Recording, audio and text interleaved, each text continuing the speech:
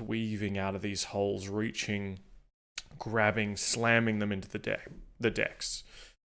The walls and floor encrusted with squishy organic material, similar to the inside of an oyster.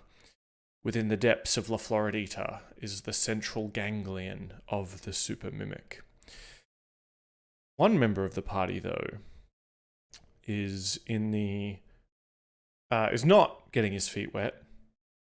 He is on the deck above. Is he running for his life or running to enact some terrible plan?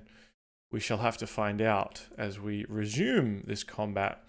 Is there anything any of you wanted to say before we get started? Perhaps any final words? Rude. I will not, just because of that. This is all Pauly's fault. Yeah, Yama leaves his tea set to Karu if he makes him out. Looking good. All right. Well, on Pauly's turn, he seeing the mimics, the little mimic ships, causing a bit of a ruckus, causing a bit of trouble. He's going to lunge forward and attack one of them. If I can figure out how Pauly's character sheet works.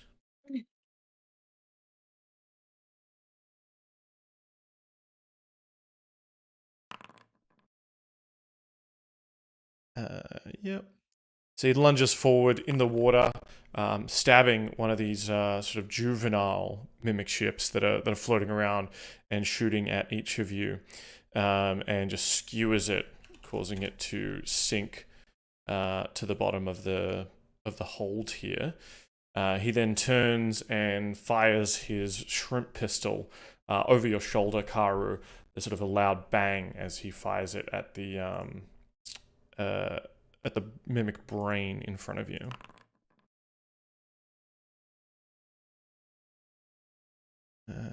Cool.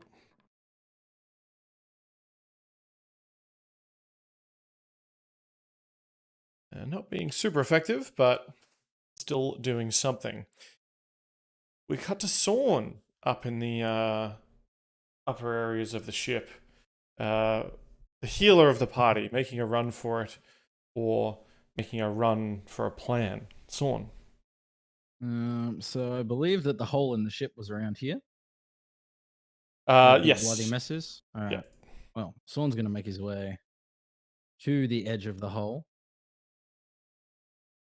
I'm assuming the hole is probably like, we'll just. It's sort of, yeah. The wood is certainly cracked here. You can see there's sort of a pool of bile and chum, essentially, bits and pieces of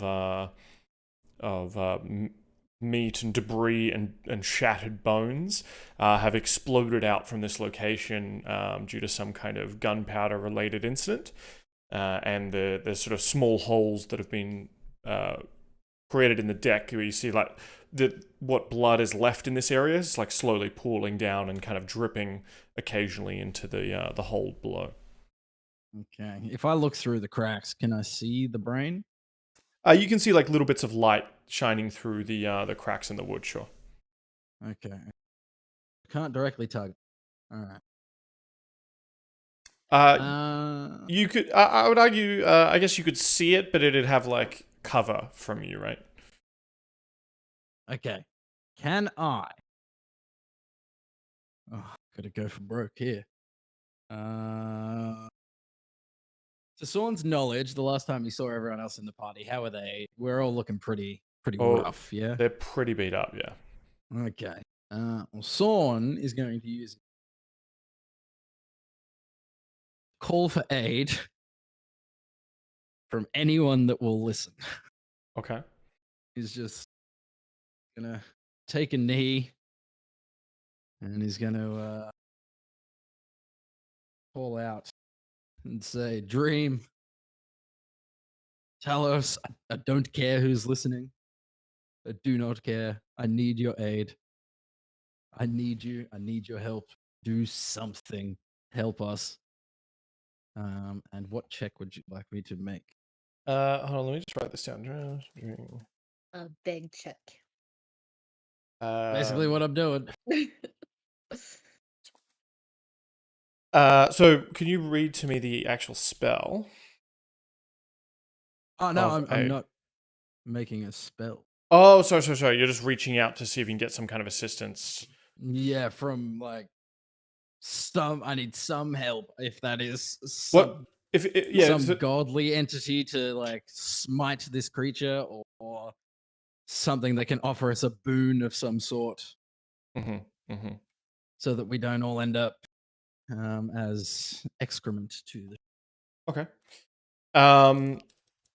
First, give me a D4, and then give me a religion check. It's a 2. Okay. And then religion. Do we have inspiration currently? I think there's one inspiration left from the chat. What are we thinking, guys? Do we mind? You do you, bro. I don't mind. I'm gonna roll that with advantage.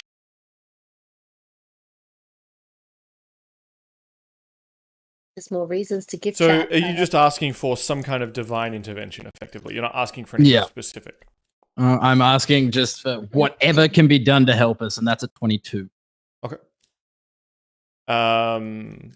You close your eyes and reach out into the sort of ethereal, into the beyond, whoever will listen. And time seems to slow. The ship around you turns to black sand and sort of collapses around you into a beach, and you're standing on the shores of the desert of the dream. There is the Dream Eater themselves standing there, eyes all black and stars, looking at you expectantly. And you hear sort of in a booming voice that is all around you and within you at once. Yes, Dreamling, you have called. You have asked for my attention. Yes. If I don't know if you've been. I don't know if you keep eyes on me or anything. I'm not sure, but we're kind of in a bit of a bind here. Basically, one of my party members is a bit of an idiot, and has gotten us into a bit of a spot of bother, some would say. In your infinite power, would you possibly be able to assist us?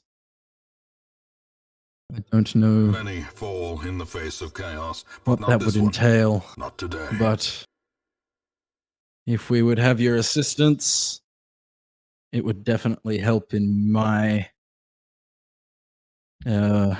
chasing down these nightmares for you. My domain is the domain of sleep.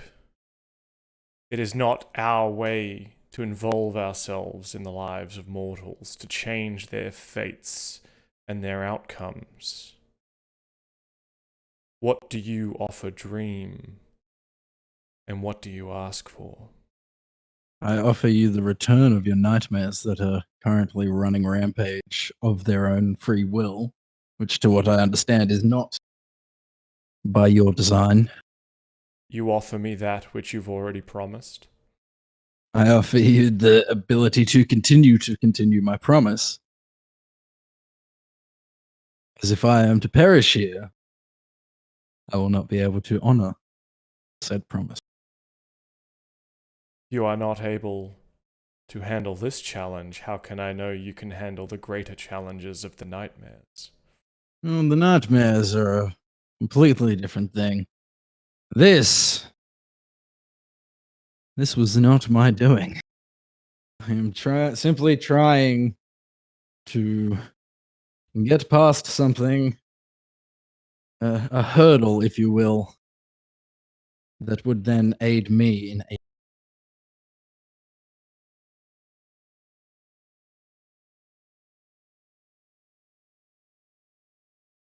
Give me a persuasion check. Persuasion. Come on. Oh my god, really? 12. That was a 3. That was a 3. I have a +9 to persuasion.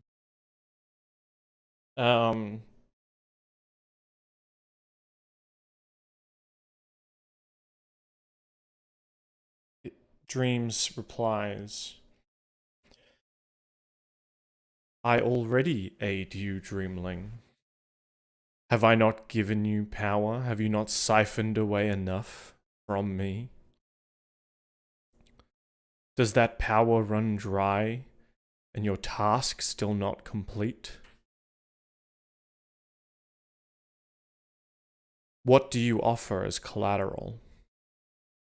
For if I am to pump you full of more power, how do I know that you will complete my tasks that you have so promised, as the tasks you promised are not complete now? Time ticks ever on. You do not live forever. Okay. So my warlock powers come from the dream. So would I be correct in saying that the dream can see anything that is linked to my warlock power? What do you mean, see linked to? I mean, My packed weapon is currently being held in the dreaming. Sure, yeah. There's probably yeah, I'd say that sort of pocket dimension you've created is definitely linked to the dream for sure. You've created like your own little version of it, sort of a sub dream. Okay. Within his greater dream, within the greater dream realm. Okay.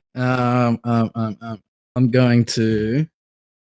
Sorn is going to. Okay. I can offer you this. And I'm just gonna,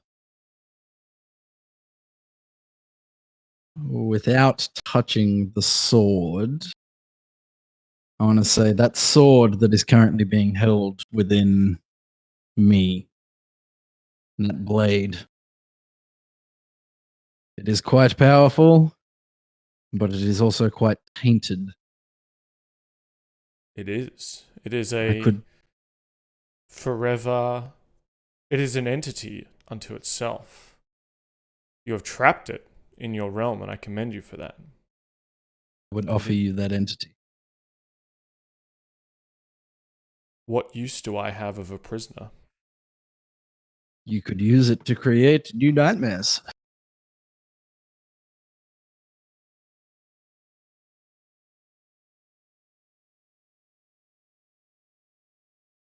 A new hungering nightmare. What I understand of this blade, of this entity, it is quite hungry for souls. I feel like you could purpose that.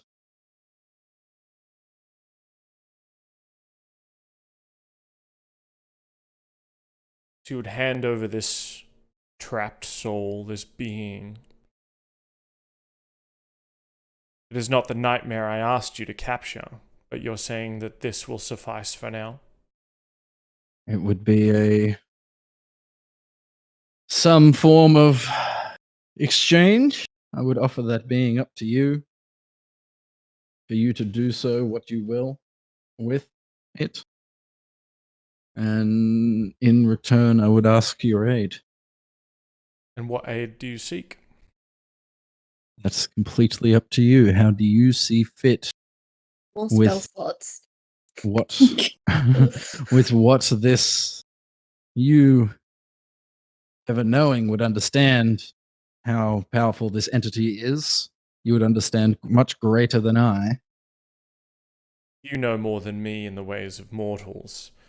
To save you could be just to take you to the end of time itself, where you would be safe forever, Ooh. yet unable to interact with anything else. Forever Okay, safe. so I don't want forever that. living. All right. Please I would be offer specific. I would offer you this blade entity in return for you. Offer us great boon against this creature that we are trying to destroy. Name the boon. Well, I can't ask you to just straight out kill it. That doesn't work, as far as I'm aware. Could.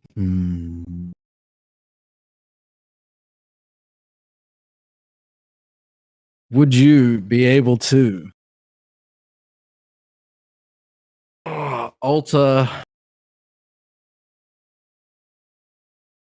our time, my party members and I, allow us to be refreshed?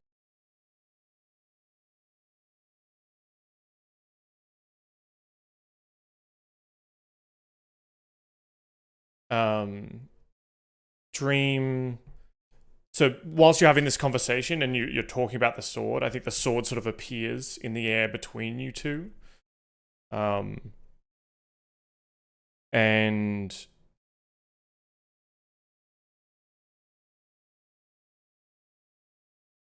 he kind of, the Dream standing there on the beach with you kind of passes a hand over it, looks at you, and says, "You wish to sleep for a time?" I wish for my party members and I to be refreshed. I'm asking for a stopgap, essentially. 8 hours in a pocket dimension. Yeah, holds time for us.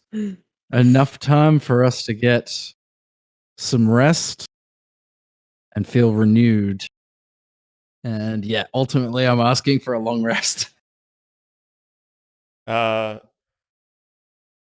Dream says, well, yeah, okay. So Dream says, for this sword, my new vessel of nightmares,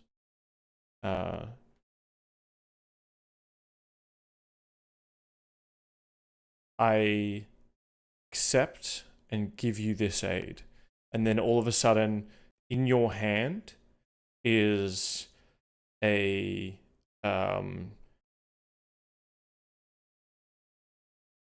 bag of sand. And you are pulled back until the sand reforms itself around you as the ship, as the Porvenir. And you find yourself standing in the midship, sort of the gun deck that you're on. You can kind of see the glowing in the area behind you, and you hear the splash, splash, splash of your allies in the room below falling over as your vision starts to fade,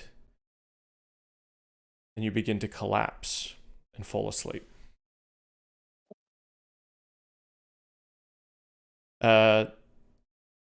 Yama? Yes, sir. Can I get a Constitution saving throw, please? I'm on a 16. Okay. You do not drown as you fall asleep in the water beneath the in the hold of the ship. Very important that I'm not a toddler. Didn't think about that. Everyone Definitely else, didn't think about that. Karu, you don't have to worry about it, of course. I'm Pauly fine. is actually very light and floats up on the surface, but I think Yama, by all intent, absolutely sinks. But let's see here. Okay, you all get a short rest worth of sleep here. And it seems like everything on the entire ship has fallen asleep during this time. You come awake, Yama, underwater. It's like you've come conscious at the bottom of the swimming pool. You look up and you can see the area above you. The little ship mimics are kind of on their side, swimming, but they're starting to kind of right themselves. And the tentacles, which were kind of drooping, starting to come back to life. You, of course, are not the only ones that have rested during this hour. So we get a short rest. You'll get a short rest. And we're going to roll a wild magic surge. Cait, seeing as you did the last bit of the... Actually, I'll get someone else who was... Josh was, I think, contributed in there. Josh, can you do I think it's exclamation mark roll D20? Sorry, Dan, are you going to let us have hit points and everything included in a short rest? Yes, so you can spend hit dice if you have them. Amazing. I wish I had more. That didn't work. Okay, well, I'm an idiot then. I would roll a D20 and a D100.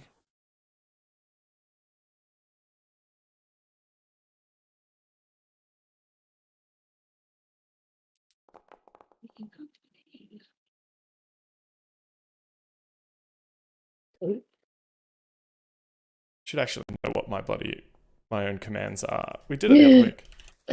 Yeah, I also thought it was roll. I'll figure it out, Josh. 2 6.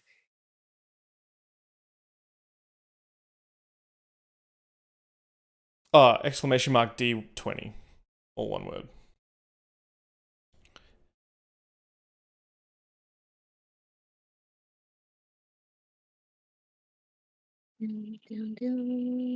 Oh, does that mean I can remove the sword now? You definitely don't have it anymore. The sword's gone? Yep. Yes! What clatters to the... As you're sort of in that 1 hour dream, Sorn, you... when you come to, and you look into the pouch of sand that was given to you, it is all gone. It's sort of exploded out and put everything to sleep.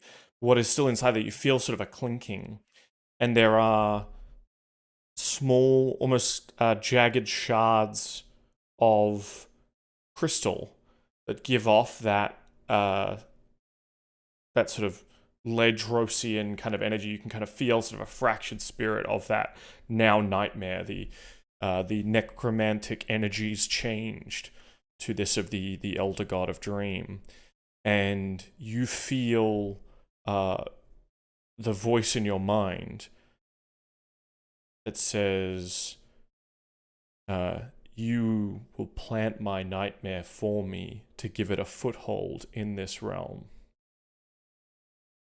Go and put these beneath the pillows of mortals. Can do, bud. Can do. Josh, do you want to roll that D100 and a D20 for me, please? And I'll get that wild magic surge. So did I fully fall asleep? Did I just drop into a trance? Well, I think you were probably in a trance. You're maybe a little bit more conscious of it. Okay. Well, but you were definitely, everything on the ship essentially was put to sleep. Okay. Cool. Well, okay, I didn't drown anyone. It's a good start. Right, so we've got a 56 in the 6 column. Timmy says Pauly uses all of his hit die. Okay, yep. He's listening while driving home. Okay, good. So it'll be out of the question. Oh no, yeah, it's definitely out of the question to I can attune to something while I'm in a trance.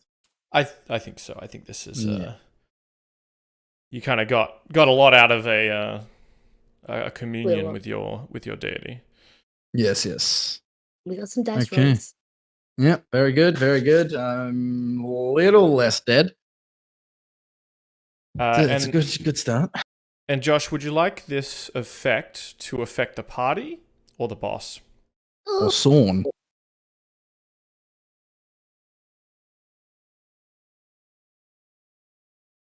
Hope it's just instant death. I mean, my luck, you'll say me, and it will be. I'll let probably just needs to catch up. Josh will let us know about that. Pauly, let me see if I can spend some dice for him.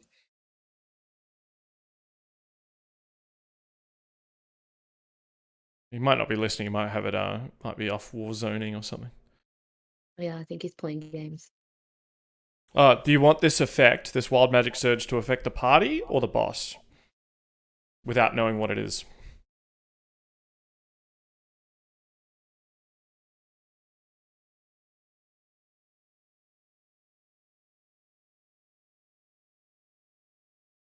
Die, punk. All right, the party, he says. All right. Please be a good effect for once. I hope we just sparkling.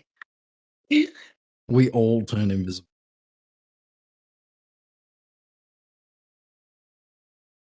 And get haste. And get all of our spells. And It's... Oh.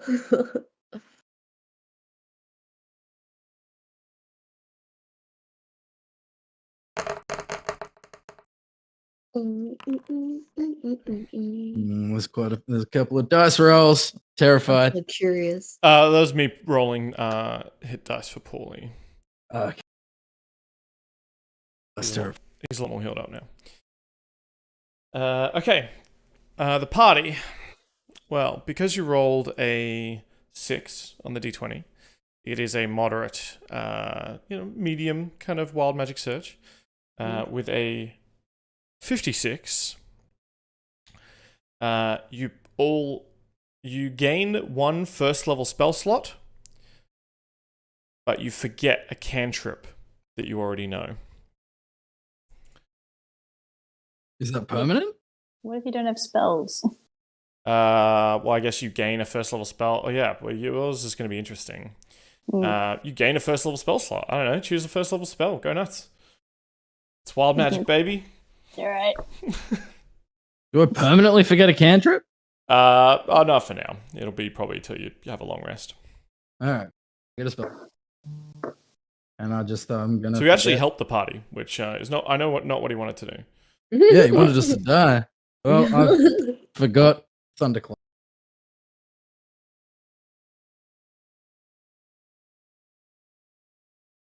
All right. We So get how back many to just let the dice. we get back to the round as is. Oh wait, this guy gets. I'm gonna roll a d8. I'm gonna let the dice decide which one I forget. Yeah, I rolled a d6 and I forgot dancing lights, so. Oh, well, I still forget Thunderclap. It's okay. Well, it is Gary and Yama's turn. Now, Karu, I believe your blade enchantment's probably gone because it's been a short rest. Is that right? Mm-hmm.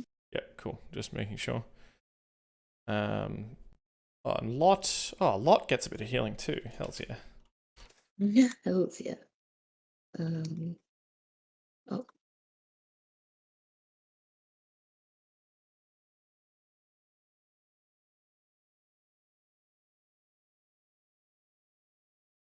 Gary's gonna roll a cannon attack.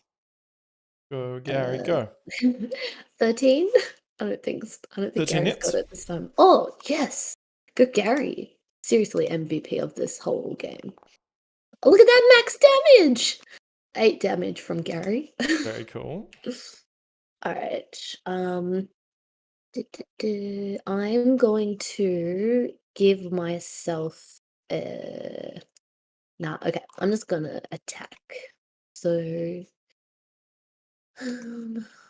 katana up at the ready, and that is a 15 to hit. Yep. Which one? The one. Oh, to the left of me, sorry. Okay, yep. And then so 8 damage. Yep. Second attack, dope, natty 14. Minimum damage, that's 5 damage. 5 damage. It's still kicking, but it is definitely bloodied. I might, well, we had a short rest, so I might action surge to get this Sure. out of the way.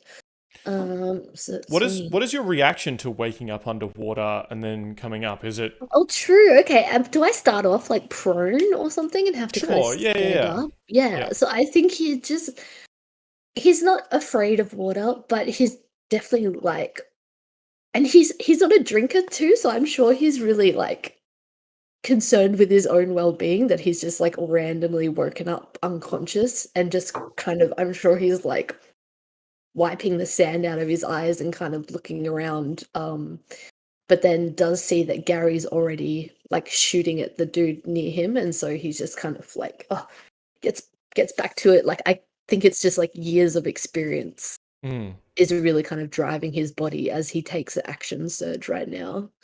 So that was a 14. 12 damage. Yep. Still alive.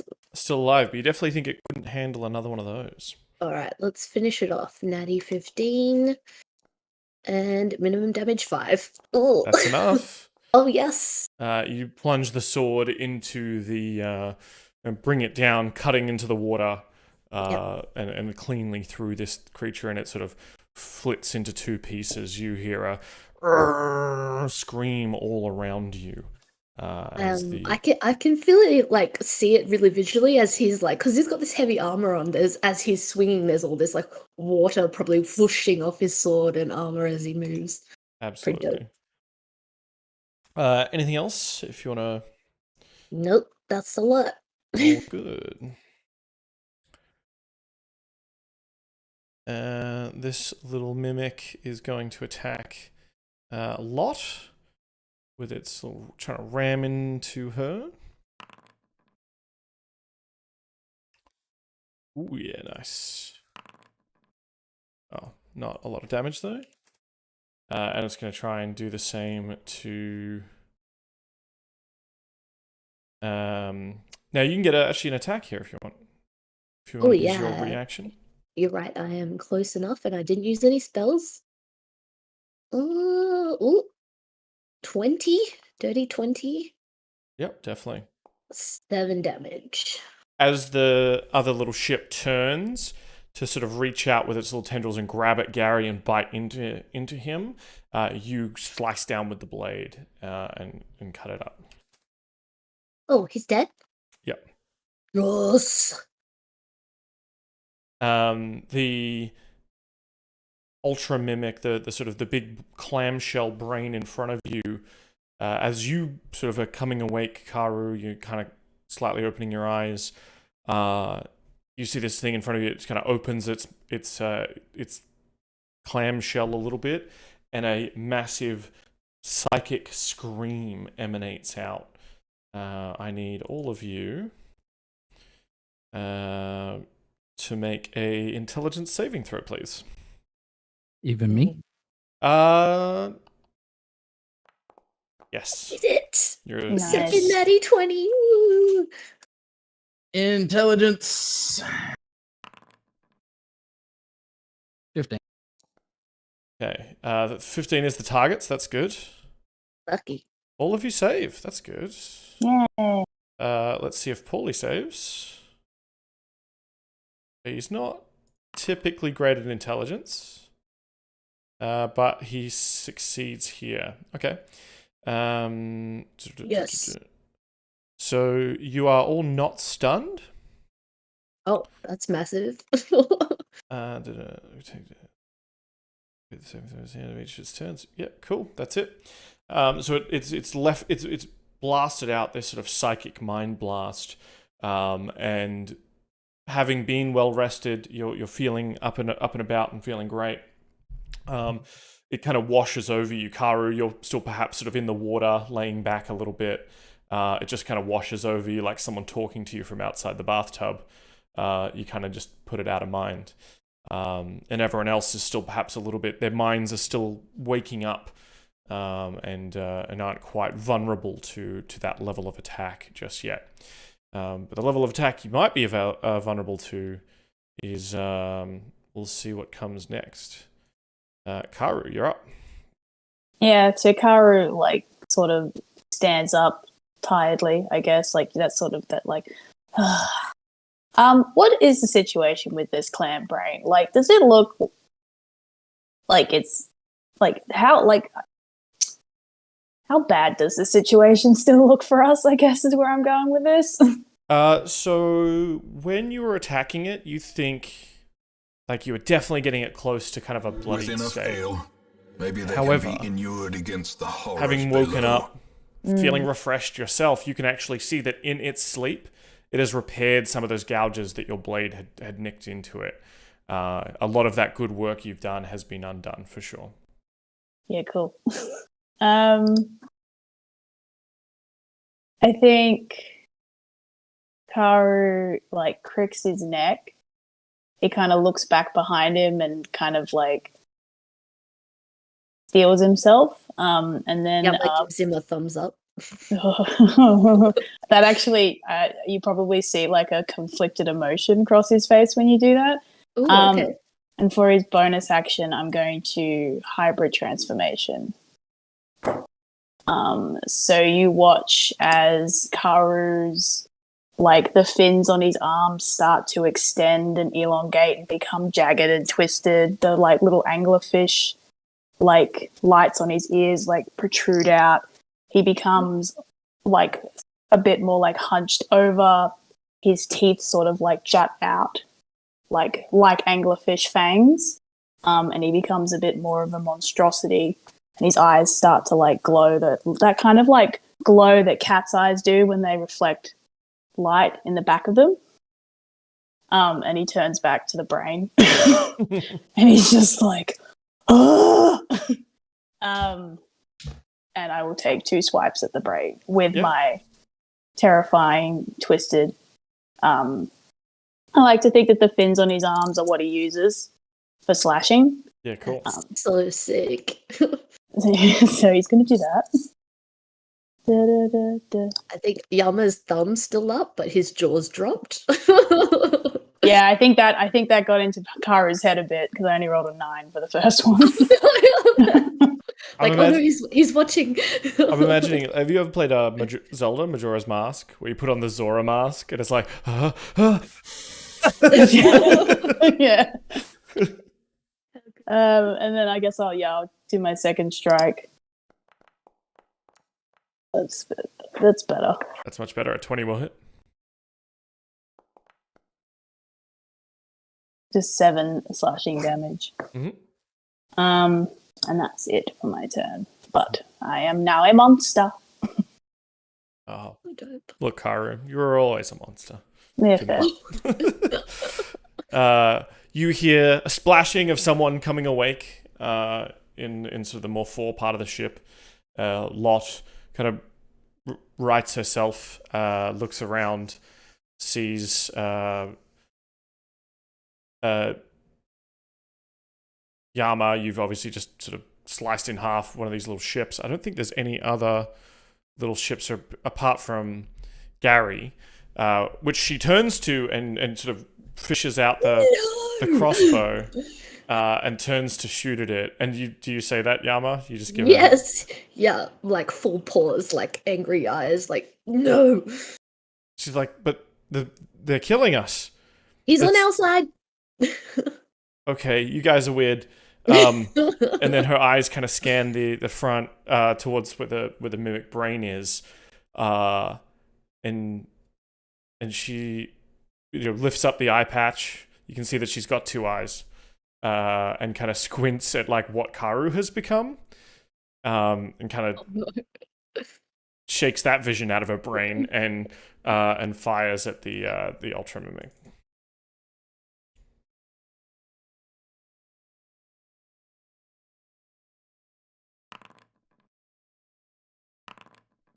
Oh, very nice.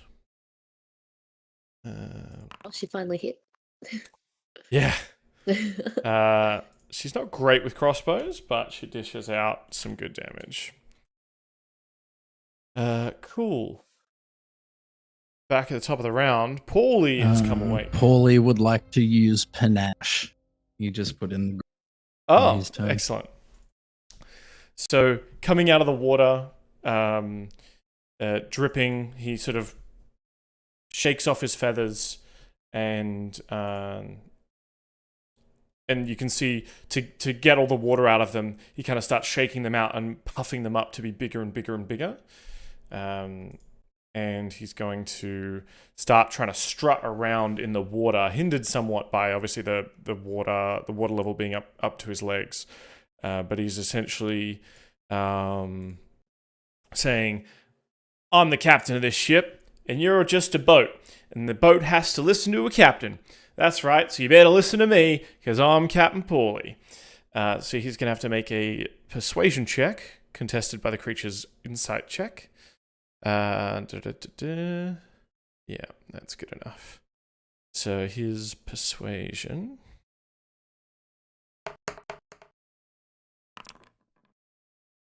And then the creature. So that's 18 out of our dear friend Pauly. And the creature must make an insight check.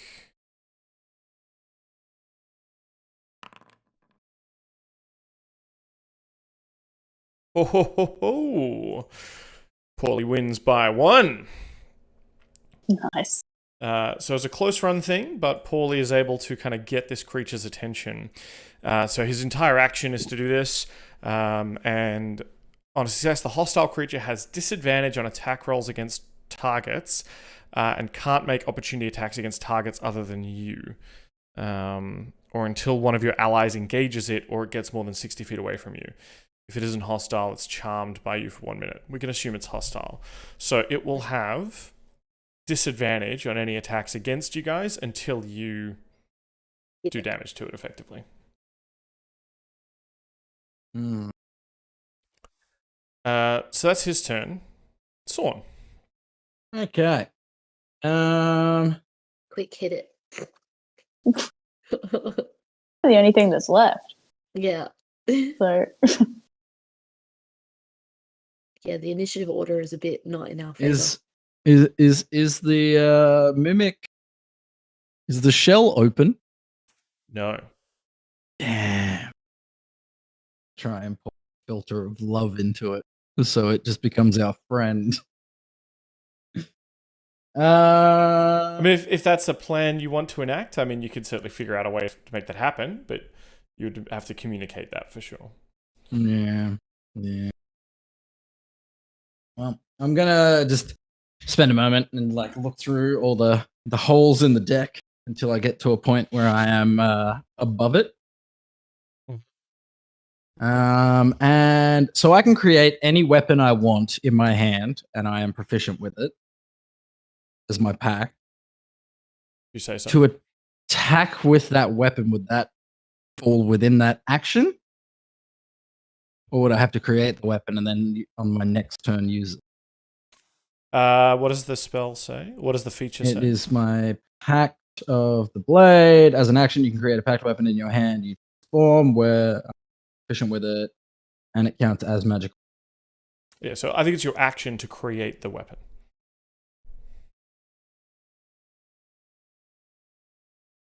I was reading it more like as you draw a weapon. So. Okay. I think that would be the case if you had already created the weapon, right?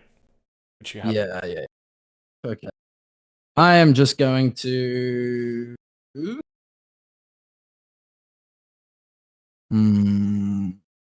Would you say there's a few holes that are sort of close together? Sure.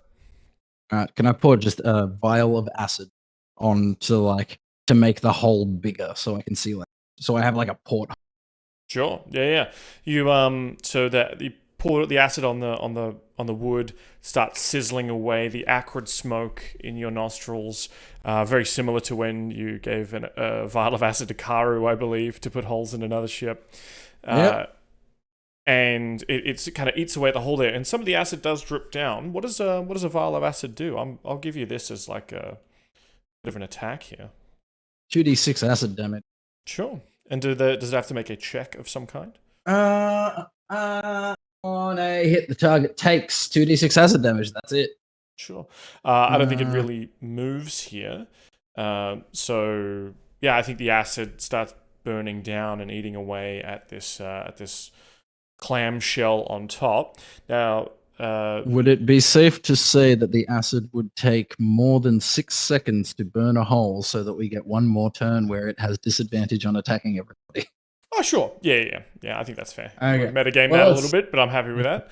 That's While it's burning through, Sorn's just going to yell out, "I haven't left you guys, I'm up here!" as Karu, you can see bits of acid, Yeah. bits of the roof falling away as acid dripping down, sizzling onto the into the water. I'll say a couple of drops hit the ultramimic, but it's kind of on the shell, right? It's probably going to take a round to eat down into the flesh. Mm-hmm. Sorn's just like conveying that, yes, I'm still here. I have a plan. Did anybody down there die while we fell asleep? I don't hear anyone. That's not good.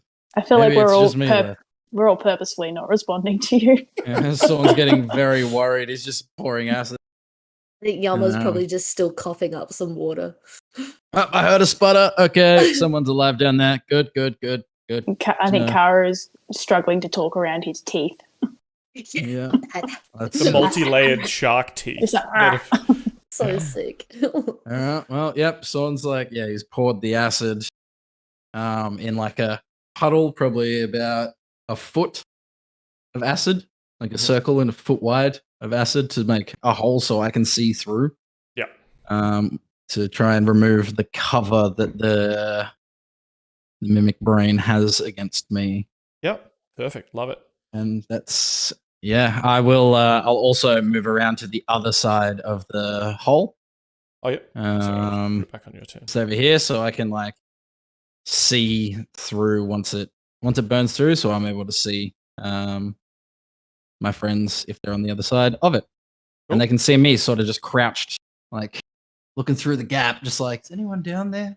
As the gap's opening up, yeah, you can see sort of the top of the shell of this big clam, and also you see Karu as Katie, as they described it, of, you know, the elongated, the tentacles have grown, the fins on the arms have grown out into sort of sharp spikes, or almost like blades in themselves. Reverse earrings almost, with, is it the little anglerfish things coming out the top of the ears? Mm-hmm. It's and the multi-layered rows of teeth in the mouth. I imagine an interesting sight. Still very much Karu, just sort of more Karu. Yeah. Very cool. Gary is going to. What's Gary? What are you asking Gary to do here? I think I'm gonna ask Gary to kind of like get in position, but like he's gonna order him to hold. Yama knows what's going on with Pauly when he does his panache thingy. So Gary's just gonna hold off to the side. And then Yama is going to. Oh, can you make it my turn? Oh yeah, sorry. Thank you. Yama is also going to get ready. Is there like in D&D, is there a mechanic? Can I just like kind of hold my action? Maybe he's holding his katana more like a crowbar, ready to pull the shell open when we're all like ready. So I think there's two different ways you can do it. You can ready in action, which is when a thing, you kind of tell me a statement of when this thing happens, I will do this. Yeah, trigger. The other option is I will delay, which delays your entire turn until you want to be reinserted back into the initiative. Yeah, I'm gonna delay. He's waiting for everybody to kind of get into position, and tell him that they're all ready, basically. And then he'll just use his strength to kind of man move this thing up. Okay, cool. All right. So when you'll let me know when you're going to jump in here, then, and we'll move you down. So we'll move you in the initiative to be there from now on. Cool. All right. The Ultra Mimic, enraged by Pauly's display of captaincy, you hear sort of a deep thrumming, rumbling, the tentacles whipping out at all of you with disadvantage. My class has gone up to 18, by the way. Ooh. Your armor class. Yeah, when I transform, I get a +1 to my AC if I'm not wearing heavy armor. Very cool. Oh, did you take off the Has that faded? Well, we had a short rest, so I assume it would be gone. My armor class is 16. Ooh. Yeah, I was thinking about recasting it, so I'm sorry that I didn't. Oh, that's okay. The first attack against Pauly, even with disadvantage, is going to hit him. But it is only 4 damage.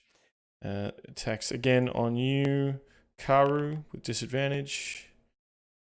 23 to hit. Oh my god. 7 damage. I think it realized how poorly I was rolling last session and decided to up the game. Yama, Balance. a tendril whips out at you. 9 to hit, I assume will not hit. And a tendril will come out and hit Lot, but critically miss. So I think just Pauly and Karu taking hits there from the tendrils. And here, what is this?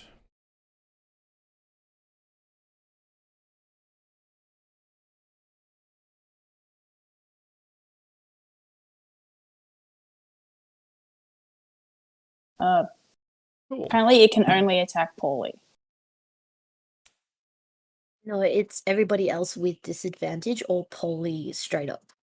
Oh, Wasn't it? That's just what On a success, a hostile creature has disadvantage on attack rolls against targets and can't make opportunity attacks against targets other than you. So it can't do opportunity attacks on anyone but Pauly, but it can attack him, but it has a disadvantage on everyone. Yeah, cool. Yeah, Pauly, don't rules me, matey. I've got your character sheet open. Yeah, because I have a pretty similar spell too. That's all right. But it is Karu's turn. You see Yama getting up here to join you in the ranks forward. You're still being battered about by tendrils. You can see a sort of sizzling in the deck above you. What do you do?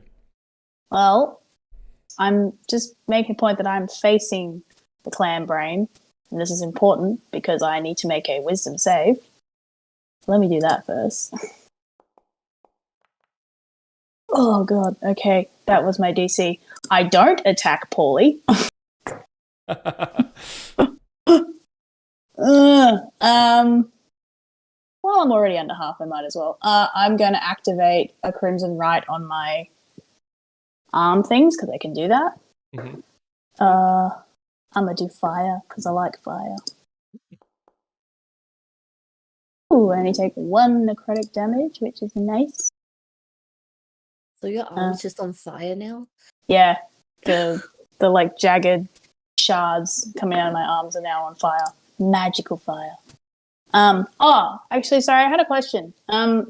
The tentacle, what kind of damage was that? Just bludgeoning? Yes. And it's non-magical? Correct. Okay, I have resistance to that, so what was half cool. of my damage? I got 7. Yeah, it did 7 damage to you, so half.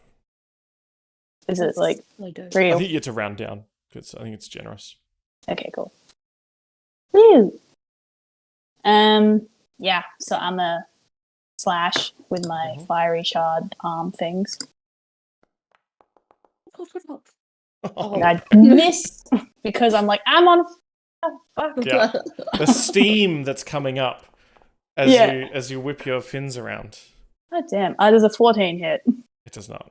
Yeah, because it's sharp, isn't it? Yep. Never mind. I just look cool. Can Yama go now? Yeah. So let's drop you down here to 6. So what was the mechanics here? Was it kind of like a strength check to open the shell? Yeah, I think we did an athletics check versus sort of an athletics contest to see if you could open up the shell and lower its armor class, exposing its gooey innards. Would I be able to then attack it after that, like holding it open and still attack? I don't think you would because your weapon is two-handed. Two-handed, okay. And it was just an AC bump that it's getting because it's closed, right? Yep. All right. You've definitely seen Karu open it up, and there is sort of a gooey, squishy center. Squishy center, yeah. Could I, in the action mechanic, could I open it? Could I hit it and open it? I've already basically used my move action though because I moved then. Yeah, so if you want to do the first of the two attacks to attack it and then use the second one to try and hold it open, I'll allow that for sure. Okay, cool. Let's do that. So I'm going to use my fighting spirit, which gives me 5 temporary hit points, but then also I now have an advantage on these attacks. Oh, very good. So first roll, oh my god, it's still a natural one. I'm so glad I gave myself advantage. So 22. Yeah. And then that's 8 damage. And then an athletics to hold it open. Can I roll that with advantage? Yeah, sure. Yeah. Cool. Natty 18, 25. All right. Oof. Yeah, you definitely. So you slice in with the blade, getting some leverage, and you're able to shove your arm in there and just lift it up, one-armed, holding it open, and you've lowered its armor class. I'm going to say it's lowered its armor class by 2. Cool. And then can I yell at Gary to get it? Yep, which he will do on his turn, I guess. Okay. Cool.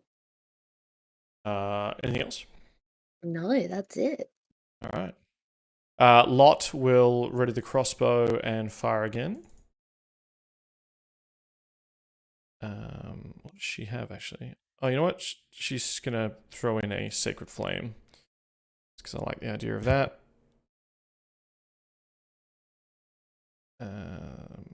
This is rigid. Yeah, it's not very dexterous. Good. She probably should have just been doing this the whole time. Oh no, it succeeds. Okay, well, never mind. Lot sort of raises her hand up, brings down this sort of this light, this sort of red glowing light onto the open clamshell, but it just sort of dissipates and there's just kind of steam everywhere. And she swears in some sort of language that you don't instantly recognize. Top of the round again, round 8. So we've had Karu, arm blades on fire, acid digging through this this floor here. Yama holding the thing open. Pauly, I think, sees an opportunity to rush forward and an attack, I would assume. He better. Dives in with Talon.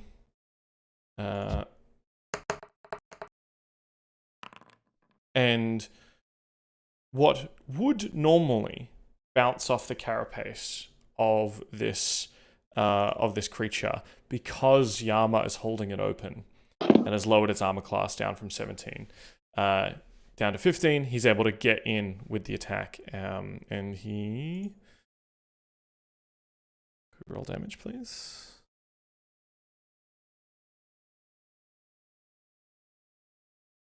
Talon. There we go. 20 damage.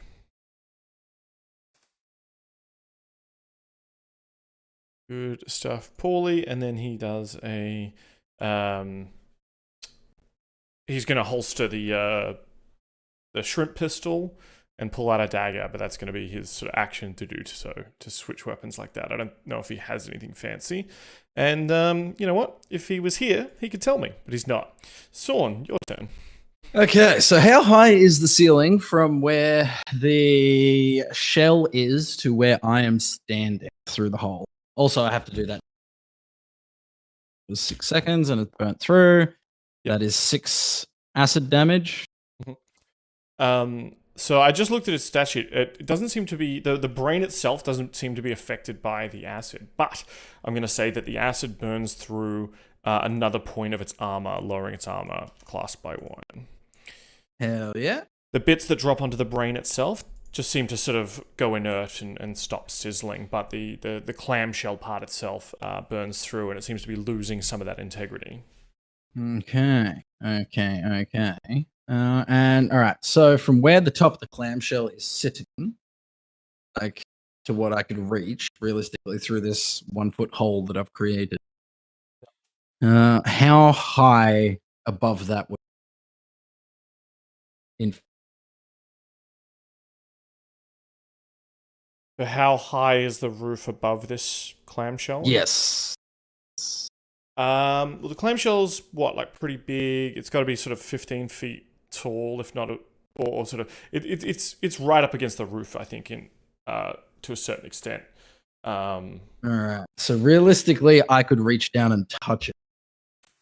You can definitely touch the top of the open shell, I think. Now that it's open, if you jumped down, if you lowered yourself down, you could probably touch the roof and stand on the brain at the same time if you really wanted to. Yeah, okay.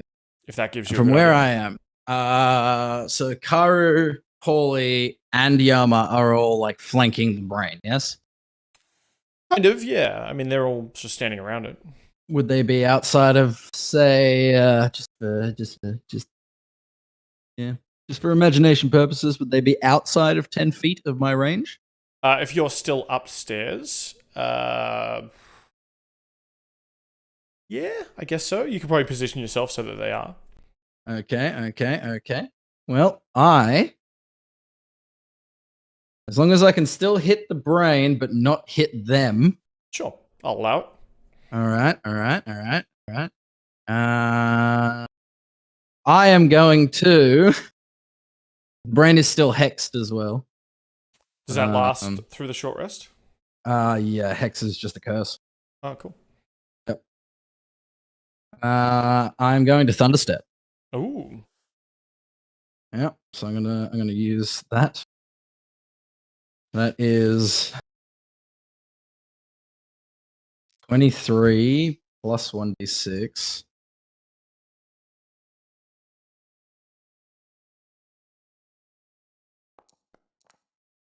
$29 points of damage. It has to save and needs a con save of 16.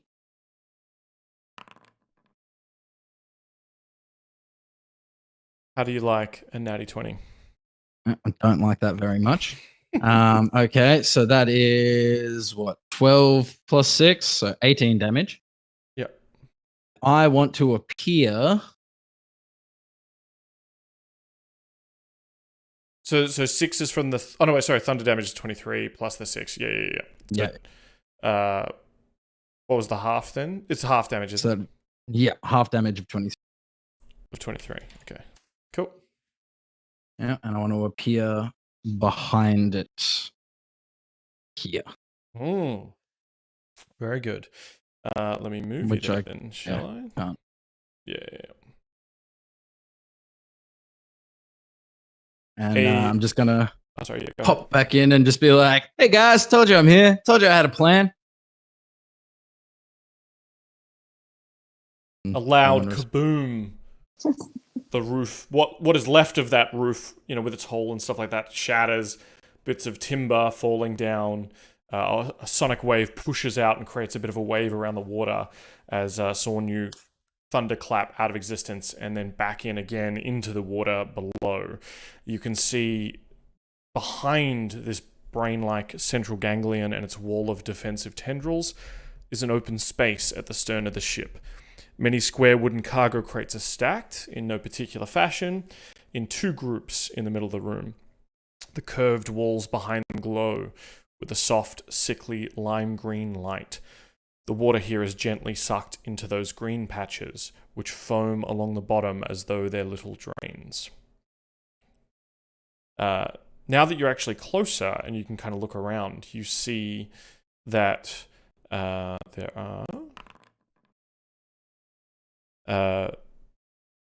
3 of the crates here that are kind of stacked up are stamped. You can kind of make out the stamp. It says there's a couple that are stamped with the ETC logo. And then there's 3 here that are stamped with the symbol. I'm not sure if you would have seen this, actually. Give me a religion check.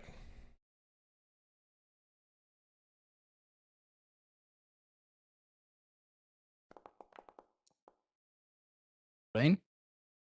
It's a symbol of like a mountain, but with tentacles coming up from under the. It's almost like from underneath. It's almost like a floating mountain with tentacles coming up to kind of cradle it around it. You recognize this as the logo of the Sapphire Divine Church. Would I anything about that, if that would pertain to anything useful to us in this current situation we're in? They're kind of the main theologians of the islands of Aurora.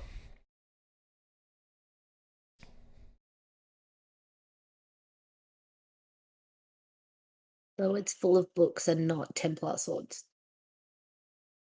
Yeah, I can throw books at people. Sorn is pretty good at throwing things. Okay, well. There's a couple of other crates and stuff here, yeah, marked with ETC, which is the Emeraldia Trading Company, and things of that nature. But that's kind of what you see as you land. Do I see anything like anything attaching this brain to the ship, like in an easier term, like a power cord? No, it looks like the ship itself, the base of the ship, is part of this thing in terms of this is this clam is the brain / spinal column, and the ship has grown around it. Just wanted to plug it. Yeah, now you're inside the rib cage of the Titan right now. Okay. So I don't see anything around me amongst these crates that could be useful to me in this situation. Not in 6 seconds, no. Okay. Very fair. Yep. Fair enough. I am going to... Do I have a bonus action to do anything cool? Bonus action.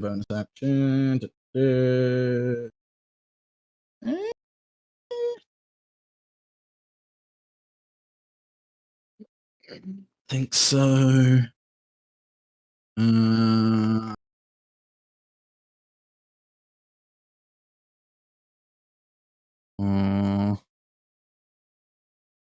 Do anything? No. Oh. Oh my god. Nah, that's probably not going to help us. Yeah, no, that's it. I will just take a sidestep over.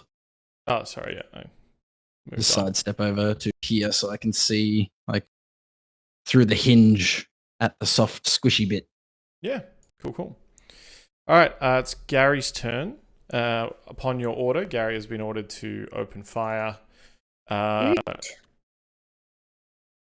with his little cannon. Oh, he's so cute. Everything. I do love the idea that instead of like a kaboom, it is just like a little doot sound. Yeah, absolutely. A little like. Oh, it was almost a nat 20. Come on. 6. Even with your incredible lowering of this thing's armor class, a 6 is not enough, I'm afraid. All right. So, sorry. That's right. It's the Ultra Mimic's turn because you have delayed. Oh, I've moved, of course. Yes. Yeah. Let's see here.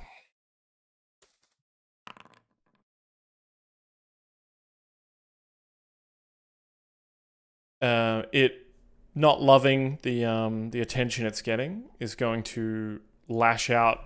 You see it, the brain stems or sort of the brain inside this clam start glowing with sort of green light pulsing faster and faster and faster and faster, and it emits another wave of psychic energy. I'm going to need you all to make a DC 15 intelligence saving throw. Dylan, because you're behind it, I'll give you advantage on the check. All right. Oh, I'll take it. oh, I'm gonna use my saving phase. So 1, 2, 3, 4. That's a plus Well, 5. that's a Oh, that's 5 not and a enough.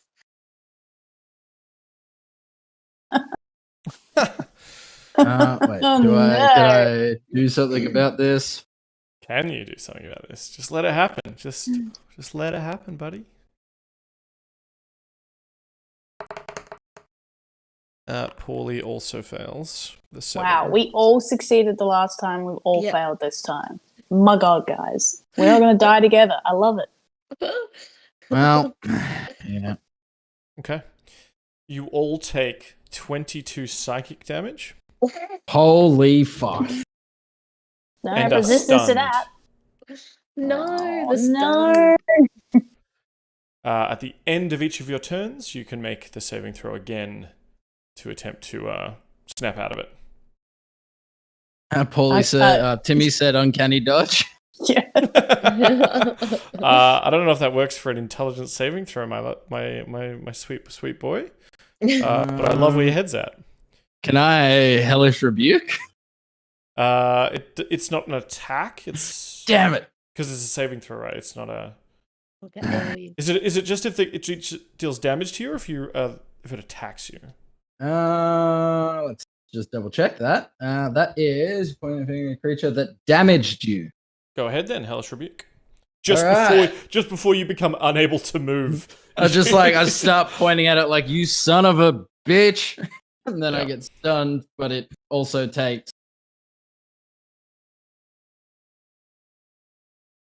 22 fire damage, and that is a dex save. And I believe it has disadvantage on dex because of my hex.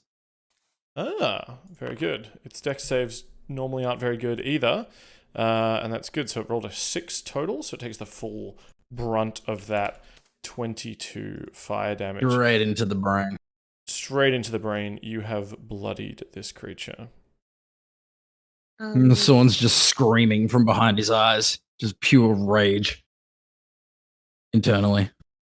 I'm just reading through the stun condition, and it says you automatically fail strength saving throws. Would you say that the clamshell like slips out of my hands and closes, or am I still holding it open? I think you're still. I think you're kind of stuck there, unable to stop it. But it used its action to do this blast rather than attempt to close. So I think it's still open for now.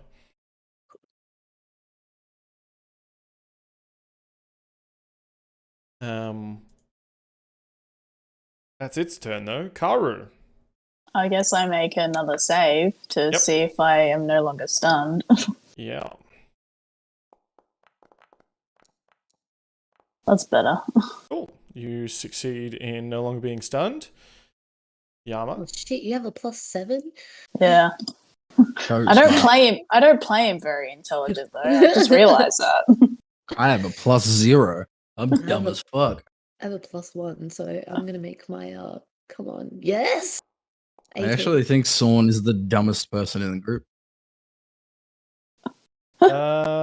He's got street smarts. Pauly's got a +1. Yeah, I got +0. I forgot to do one for Lot. Let's see how Lot did with her saving throw, because she's actually moved in range of it now. Oof, not great.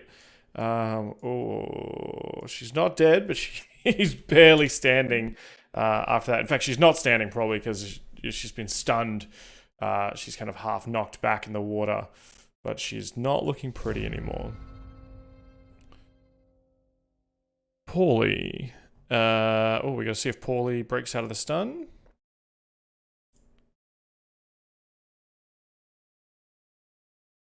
Save.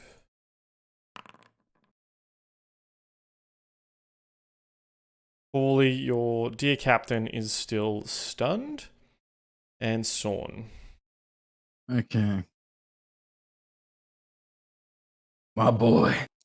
He rolled a 4. Well, that sucks. Hey, Dan. Hey, do you want a wandering monster to come in right now? Yeah, I just thought it would be really cool. I was literally just about to ask about Wandering Monster. I was going to say, hey, Dan, if we use Wandering, So could we summon a wandering ally? No, No. I wanted another enemy. Damn it. All right, well, that's an enemy for you guys to deal with, unless he pops up somehow through the clam's butthole. I'm safe. The ultimate worm. Oh, God. Tapeworm enemy. Gross. Sorn is still stunned. Welcome, Timmy. You and I are stunned. Oh, fuck. Hey, Great bud. timing. And Cait's just summoned a wandering monster. Oh, no. Because, got to keep the fun rolling now that you're here. Absolutely, yeah. Let's go. Um, All right. Just gonna get up my camera.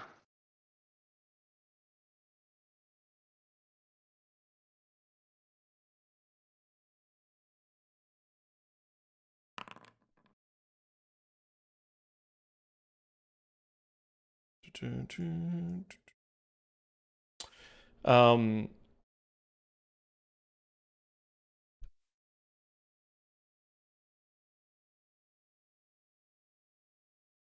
This is where a demagogue appears. So you see a burrowing occurring in the side of the ship.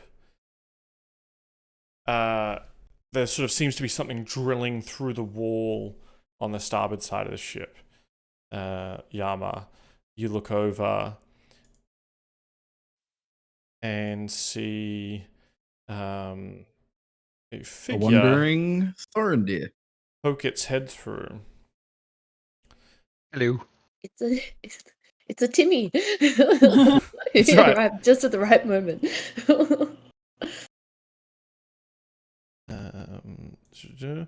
The creature has sort of a very fish-like demeanor. And it looks like this. Ooh, Hot. yeah, super hot. Zora out of our game. This isn't Legend of Zelda. Mm. Yeah, there's a lot of Legend of Zelda references happening today. She pokes her head in, sees all of you, just kind of looks back, and then pulls her head out and seems to be signaling to something outside. No, Dan, I only redeemed it once. Nope. Marcus. As Oh, well. yes, amazing. Hey, look at what you've started. Yeah. Oh, that's my best friend, guys. Wait, how much is Wandering Monster? 5,000 Timmy. points. I just want to say, anyone that uses Wandering Monster right now is dead to me. I'm writing you out of the will. Cool. So that's Sorn's turn. Gary. 5,000 points. Oh, I think I have 5.2 thousand inspiration points. Oh, I can summon a bunch of Wandering Monsters. I'm just not going to because I'm not a masochist. Yeah, have you got your next character lined up, DB, or what? Oh, I can make one very quickly, but if I have to make another character, just know it's breaking the. How long does Panache last, by the way? Ages, doesn't it? It only lasts. Yeah, it does, but like it only lasts once someone else attacks it. It's done. Oh, okay, right. Cool. Yeah. So now those of you that are stunned, Karu, you're not stunned, are you? So this is Nope. just going to be a regular. I'm also unstunned. Regular attack here on Karu. Tentacle whips in. Issue of 14 does not hit. On Yama, a dirty 20. That'll hit. That's 5 bludgeoning damage. Pauly, you're still stunned. Yeah. You've turned up just in time to just be stunned. To be beaten. To be beaten up. A 25 will hit you for 6 bludgeoning damage. Well, you wouldn't let me uncanny dodge the psychic damage, so I'm going to uncanny dodge this. Can you uncanny dodge while stunned? I'm pretty sure I could do. Like, uncanny dodge is just like anything attacks me. Is it a reaction? That's a very good point. I think it is. It is. It is. It is. I think it you is. might lose reactions while You stunned. do, Damn. yeah. You do. Well, I don't uncanny dodge. Why do you hate uncanny dodge so much? Spidey sense. Sorn, you're hit for 7 bludgeoning damage. Hate it here. And Lot is smacked. Oof. Oh no. And knocked unconscious. Shit. I really wish we hadn't ruled that we lost reactions while stunned, because I would like to hellish rebuke. Well, you got 2 before. You don't get to now. Yeah. Karu, the clamshell is still open. It's going wild at all of you as it beats up your friends with its tentacles. What do you do?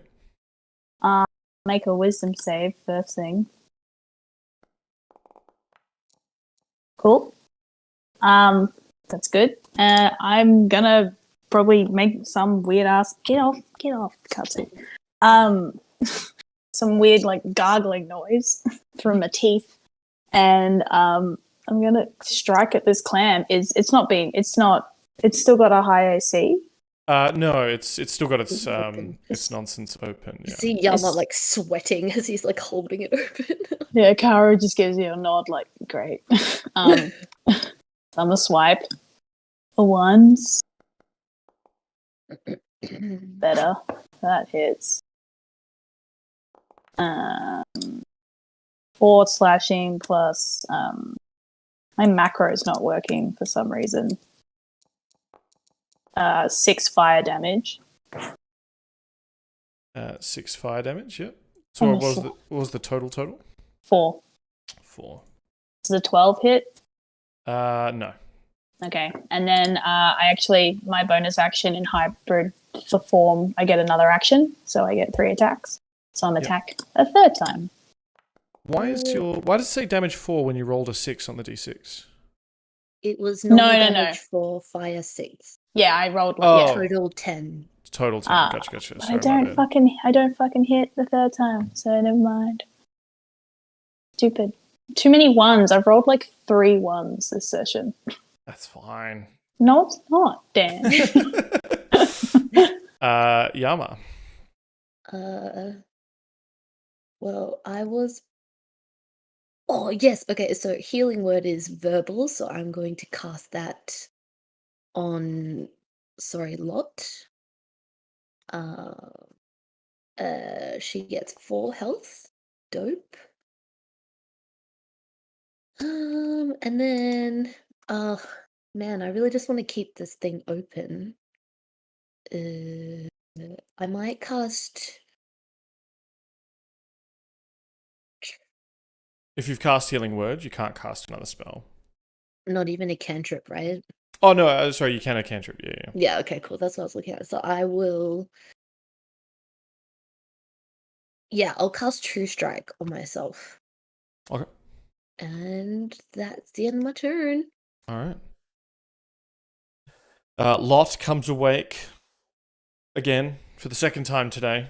Third time if you count the morning, and fishes around for the crossbow, pulls it back out, realizes that maybe it's useless, and tries to call down holy fire again on this thing.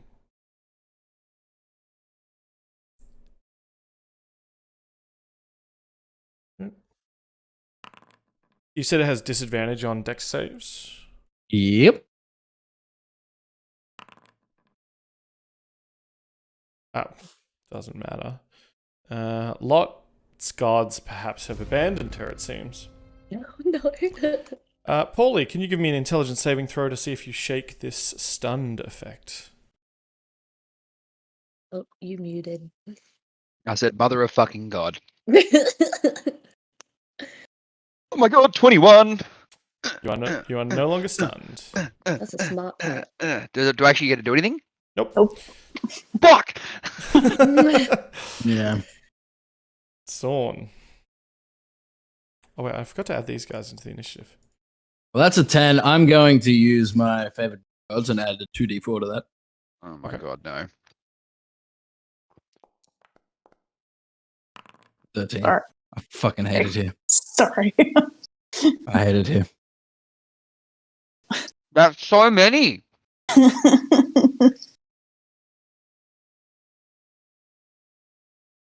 Well, Wait, That's- what? Why are there more things in the combat tracker, Dan? Because they're wandering monsters. Did you miss that? No, I didn't miss it. I thought there was only going to be one. I missed the whole extra bit. What the fuck? What's an abyssal eye? why are there 3?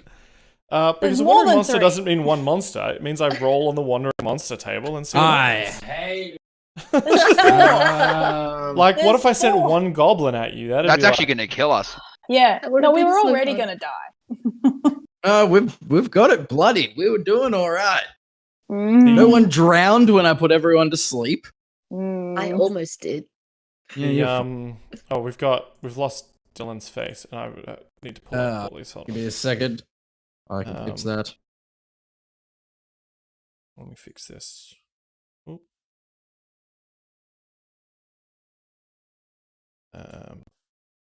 Bear with us, team. So the merfolk person pokes their head in, looks around, has seen all of you, signaled back to someone else before, and actually pushes off. You see more water starting to flood in from this hole in the ship. Oh, And no. you see her swim, not away, but towards the aft of the ship. Oh, no.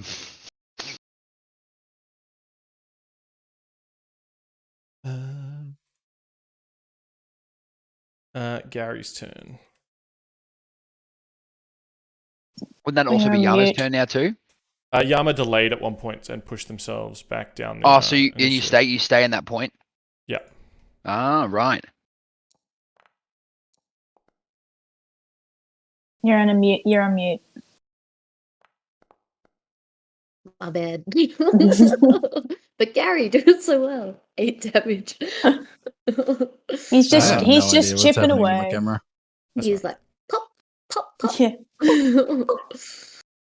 Solid 8 damage out of Gary. MVP Gary. Yep. I'm pretty sure he's doing more damage than me per hit, honestly. The Ultra Mimic, its tendrils kind of lash around it. It attempts to, so it hit you, Yama, and it hit Pauly, right, and missed everyone else. Mm. Sorry, when was that?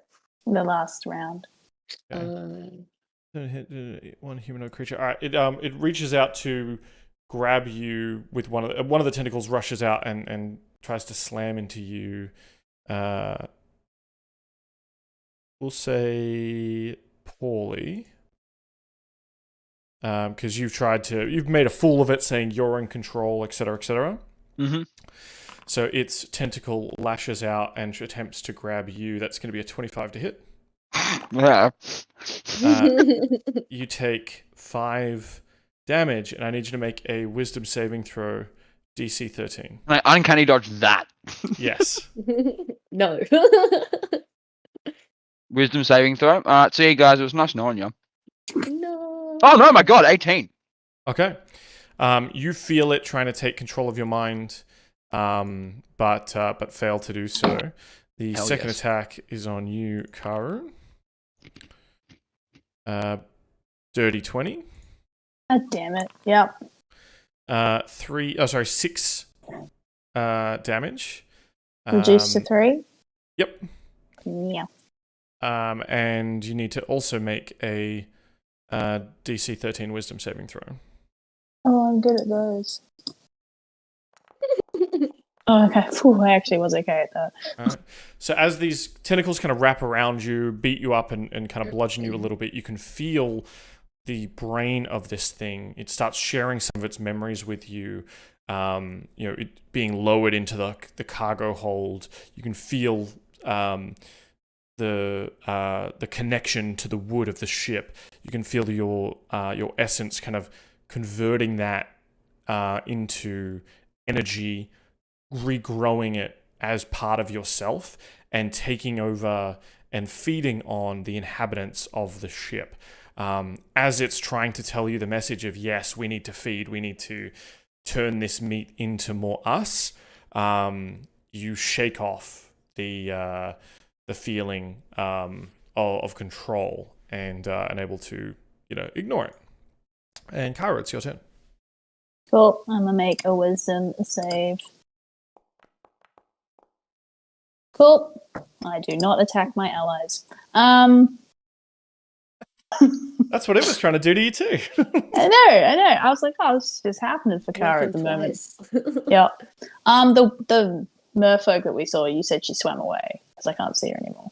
Correct. Yeah. Okay. So Karu's like, oh, okay, cool. It's fine. She's cool. She's cool. She seems cool. And he's just gonna continue to attempt to wail on this fucking clam that he's now very agitated by. Mm-hmm. First slash. I assume that hits. Yep.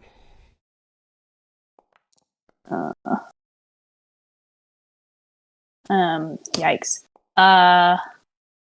Fucking hell. 4 total. Jesus. Ooh. Look out, brain. Shut up. Karu's coming for ya. Second attack hits.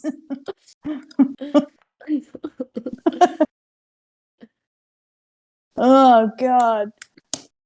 That was 6 damage. Watch out. Yeah. Fucking third attack. Yay. Okay, cool. They all hit for some pissy fucking damage. Karu's just like looking over at Gary, being like, God damn it, I'm being upstaged by a boat. 10 damage on that one. That's it. Cool. Sorn, you start to see a hole being cut in the hold near you. This time, a gentleman figure pokes his head in, kind of looking like this. Also, I hate him. He looks strict. He does. He kind of He looks looks- like Karu's daddy. Yeah, he does. No. But that's his turn. He looks around, sees you, Sorn, but he seems to be scanning the hold for something. Oh, Yama. he better not be taking our treasure. Alright, Yama is letting go of the shell. And he's gonna swing twice with advantage. So that was 27 to hit. Yep. Max damage 12. Swinging again. Oh my gosh, sorry, I just swung 3 times. So 27 to hit. And just 14 damage. 14, yep.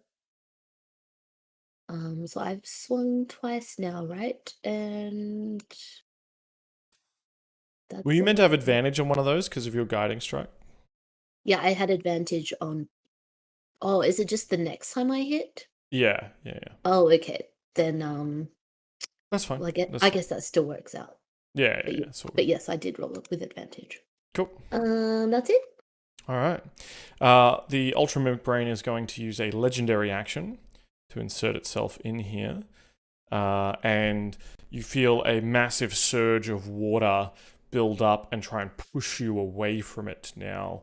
I need all of you to make a DC 15 strength saving throw.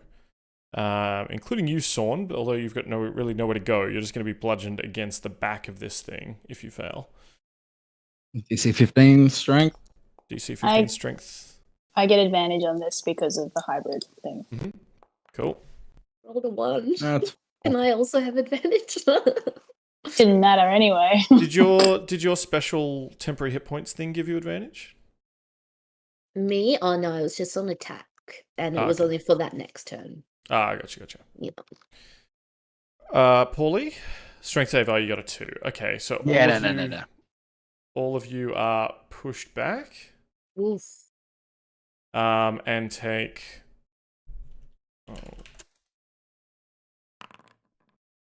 All of you except Karu take 8 bludgeoning damage. Jesus fuck. As That's very lucky. as a wall of water pushes forward and hits you. Karu, obviously, you're able to duck dive under it like a surfer and come up the other side. It still pushes you back, but you're sort of unharmed by the wall of water. Everyone else stands there flat-footed and just gets smacked by the wave. Sorn, you get pushed and slammed into the back of the Ultra Mimic. Yeah. All right. Back to the regular scheduled program. Lot, who is now conscious, looks to each of you, sees Pauly and Karu not looking too well. Oh, I'm almost dead. Same. Oh shit. Twinsies! Yay! I thought Copying we were on me. cheat. Stop copying me. And she... I think she's going to rush over to Karu and put her hand on him, sort of a tentative one at first, but then is sort of like, no, I'm committed to this. Pele, please heal the injured with your volcanic heat, and you can see sort of what it almost looks almost like magma kind of crusting on her arm, and then sort of you feel sort of an incredible warmth within you. You're going to receive. Come on, Lot.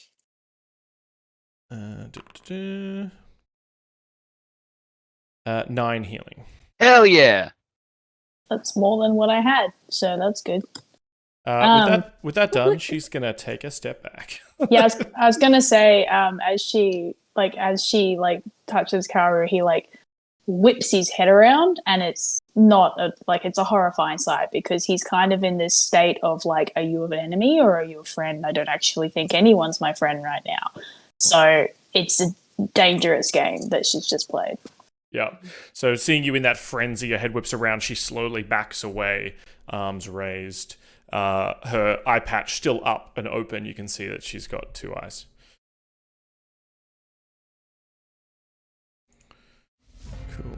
Cool. Back to the top of the round. Pauly. Fucking yeah. Alright. For Pauly's main action, he's going to down a potion of healing. Where are we? Thank fuck we stocked up on these.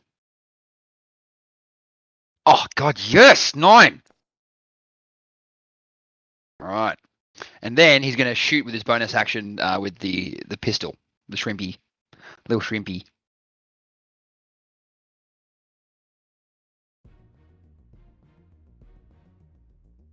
24. 24 will definitely hit. Isn't it? No, it's okay. That's right. Yeah, cool. Now you have an ally standing next to it. So That's what I mean. Yeah, so I can do the damage, extra damage. I mean Gary, of course, not Sorn. Of course, yes. The only ally that counts. And then yeah, the thunder damage is there as well. I'm gonna re-roll one of those d6s because fuck this guy. One more, 24 damage. All right. This thing is not looking great, but it's still strong enough to keep kicking for now. Anything else?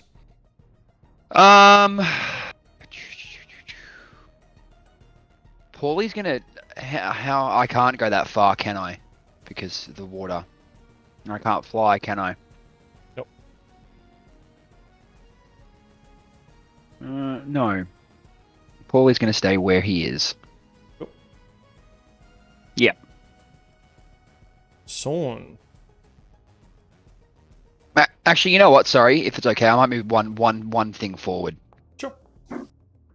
Still stand. Oh no, Sorn. I'll move you one forward, Pauly. There we go. Thank you. Sorry. That's right. Sorn, you're still stunned as you kind of look over, still kind of reeling from this psychic blast upon your mind. As you look over at another one of the merfolk sort of lady swoops in, slides into the water here, and starts rooting around in these Fucking crates. fuckers! Gary's turn. Yeah, Gary's going in with the cannon at the brain. He doesn't know who these other guys are yet. I really hope Gary's the one who kills this mimic. He's totally going to be the final blow. Look at that natty 18. Wild. 4 damage from Gary. Imagine that was it. Bang, dead! How do you want to do this, Gary? Not quite, but I love where your head's at. Gary In fact, becomes we should the get it super low mimic. and keep it alive. Just for Gary. Yeah, just so he can get all the XP. Yes. He's just going to scoot back up to Yama, and that's it.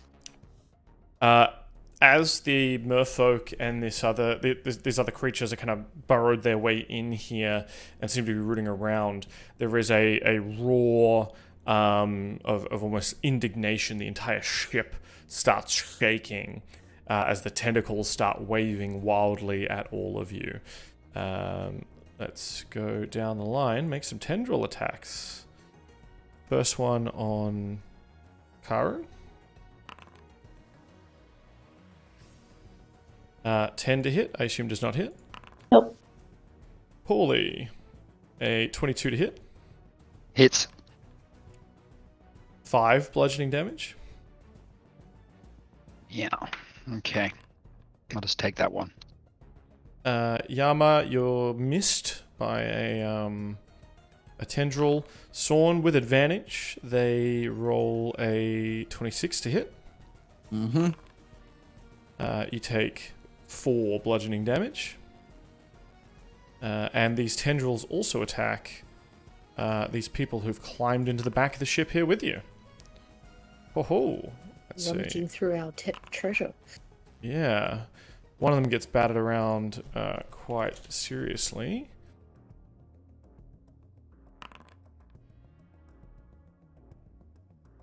Get a mimic. Yeah. Cool. All right. Karu. Yeah, Karu's gonna swim right up to here, like still in range of this dude, to where these merfolk are, and he's just gonna yell at them. He doesn't speak their language, but I guess he'll just yell in common, just like, "Oi, back off! This is ours." And he's hoping he's like a bit freaky looking. Yeah. Basically. As you get closer, you realize that one of them is not a merfolk. Oh. Give me what would you do to remember something here? History? I don't know. That's kind of your call. Yeah, history is sort of a bit more like history of the world, right? Insight? Let's do a straight up intelligence check. To see what you remember. Just like straight intelligence. I have disadvantage at the moment because I'm because you're exhausted. exhausted? Yeah, brilliant. Good. Oh, damn. Come on. It's gonna be a fucking 1, isn't it? A 9. I mean, with your exhausted brain, you think you recognize, like you've seen this person before, but you just need a nap. Like this is a tomorrow problem, and you just can't really like put it. You know, you can't place them. You run up and he sees you though, and he kind of looks sort of taken aback somewhat. The merfolk looks from him to you, back at him, and says, Anyway, were they sent to help us? They're not part of the crew. And you understand them. They're speaking in Sea Elvish. The one seemingly referred to as Aniwe says, turns back and says, "Complete the mission."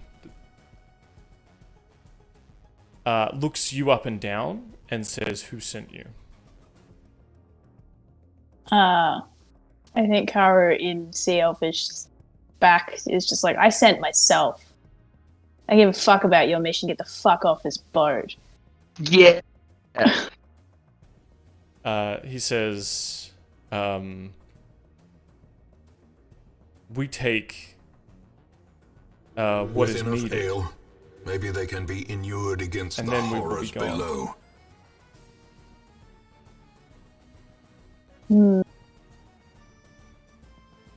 I don't know. I feel like Karu's like, no, we take what is needed. You can just go.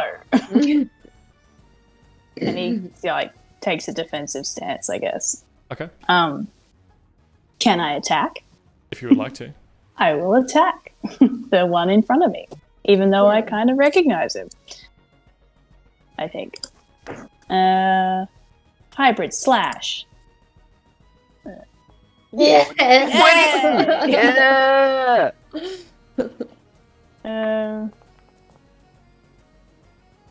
So let's see if my macro. Why does my macros no longer work? It's weird. I'm not sure. Might have been some kind of update that broke them or something. So 10 slashing damage and 4 fire damage. So 14 total. As you hit him with your tentacles in this sort of form, electricity crackles up his body into yours, and you're gonna take. Only one lightning damage. Okay, yeah. I was gonna say I don't do like a save or anything, but I'll Nope, just take it's that just- damage. You see lightning crackle around his skin, and he also has tentacles that come out from his shoulders as he looks at you, and he enters into a sort of defensive stance. Look at that side eye. Yeah, I know, right? Daddy? No. Oh, I recognize you now. No. I think Karu, at the like shock of electricity, because it wasn't a lot of damage, he kind of like smiles, like, oh yeah, sick, and then like slashes again. Not quite, maybe realizing that it could probably hurt him more if he keeps doing this. But hey, God, you're on fire. well, I am actually not rolling good damage though. 5 damage. 5 damage. This time, the shock of electricity that runs up your arm. Oh, it's 2 lightning damage. It'll chop away. I think Karu at that one's like, ooh, tickles. And then he's going to do his third strike. Because he's a fucking idiot. And maybe he shouldn't. He His doesn't hit. arms are a bit numb. Yeah. 10 doesn't hit. 10's not going to cut it, no. I came into this game prepared to watch my boy die. I'm just saying. In return, his tentacles reach out and grab you. You're sort of slashing him with your with the sort of blades on your arms. Mm-hmm. Sorry, is that the end of your turn? That is, yeah.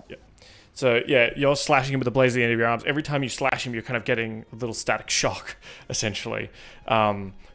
His tentacles whip around and come and attack you.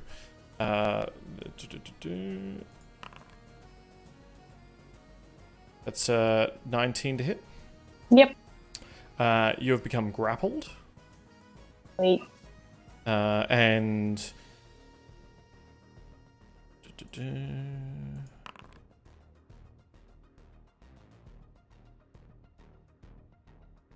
yeah, and then you feel sort of electricity coursing through from his tentacles into you, and you're going to take 9 lightning damage. Wait. Feeling good, guys. Yeah, so good. while he's holding you in place and shocking you, he turns to the other figure and says, "Grab the crates," in Sea Elvish. You see from your vantage point there's sort of a figure waiting outside. Let me see if I can fix this up a little bit. Well, you see two figures outside, I guess I should say.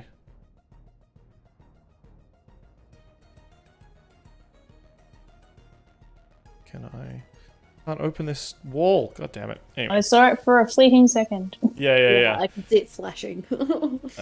You see a figure holding the sort of onto the fin of a giant fish.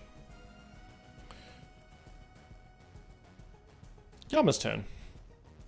Okay. Just measured out my movement.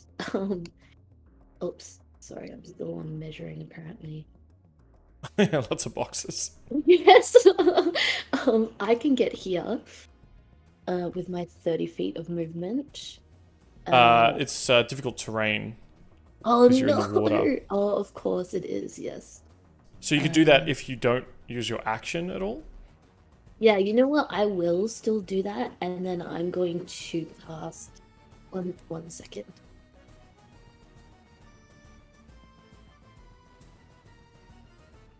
You trudge through, batting away at tentacles. Yeah, he's full fighting his way through to get to his friend. And then I'm going to cast. I think I'll cast Shield of Faith on Karu there as Okay. well. My heart's Alright. beating really fast, and I regret summoning the Wandering Monster.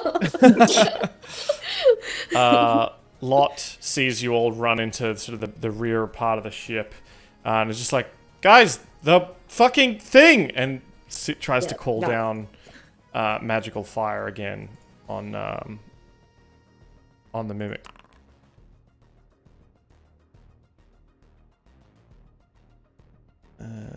Saving throw disadvantage. Yeah, so it takes radiant damage.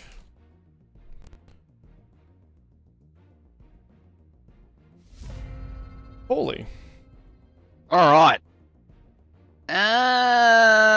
Pauly's gonna sidestep. Mm-hmm. Does he see the merfolk rummaging through the crates? Yep. Fucking prick! That's my fucking crate!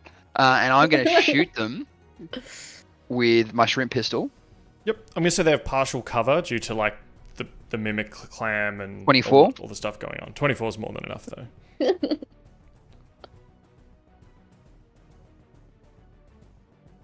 I'm not gonna use my full damage for this one.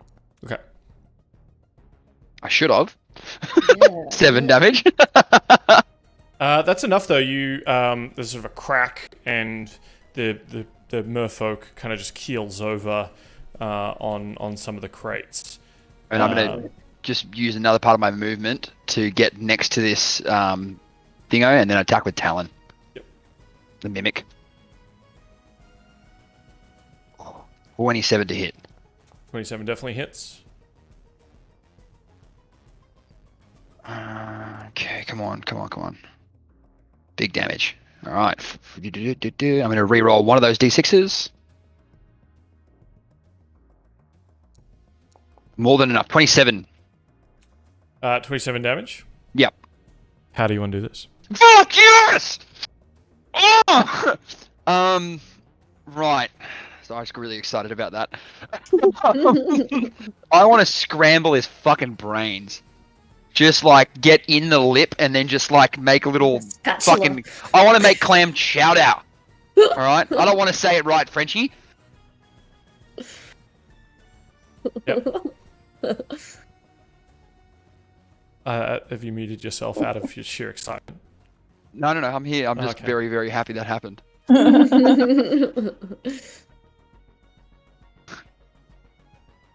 Yeah. Cool. All right. Yeah. so you Straight just up make get in clam there, chowder. Yeah. mixing it all up. Yep. There is a roar that shakes the very hold of the ship you're in. Water begins rushing in as various organic pieces fail to hold the water back.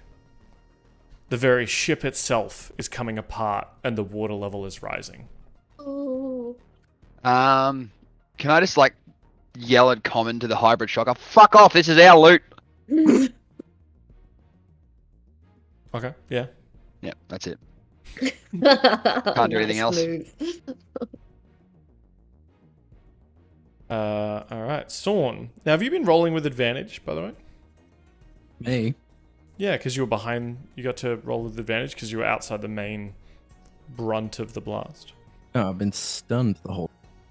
So, He's still but stunned. Yeah, so roll your intelligence save with advantage. Ah, no. Still need that 15 though. Go. Nope. Sorry, buddy. You look over, still kind of unable to move, seemingly shocked, as if you've touched a jellyfish. Similar to how Karu is probably feeling right now too. But you can probably make out some of this conversation that's going on, although the accent's pretty thick, right? But was I meant to be rolling with advantage the entire? Yeah. That means I've rolled 1. If you've missed out on rolling advantage for some of them, I will let you do one more. I think it's just 2. Yeah, there's 2 of them. So you just want to roll with advantage now and see if you get it. If you still don't, the gods have spoken. That's a 15. I am unstunned. All right. At the start of your next turn, you'll be back in the fight. Yep. Okay. Good. Sorry, Dill. Yep. All good. I did not know I had advantage for that. I thought I was just. No, I gave you advantage because you were sort of behind it rather than in front of it. But that's fine. Yeah, I thought it was just. Yeah, it's all good. All right, so the Ultra Mimic is dead. The room is shaking. Bits of the walls start to collapse, and the water levels start rising up to your waist. Karu, I'm grappled, so you are currently grappled. I can't do anything, can I, except try and escape the grapple? You can either try and escape the grapple, or you can attack, but it will be at a disadvantage, I believe.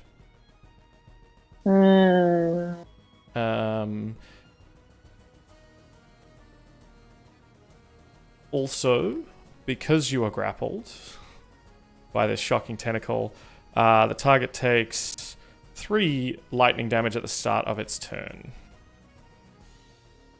Oh, Dan, you can see what I'm on, right? No. Oh, no. Oh, I can, but I haven't looked. You should. What are you on now? Oh, yeah, okay. Oh, yeah. Do you want to attack? Oh my god. But I'll take shock damage if I do. Oh, I have to make a wisdom save first. Hang Oh, on. very good point. That's fair. Oh. Okay, I'm gonna roll a d6. Mhm. If it's evens, ally. If it's odds, enemy. Yep.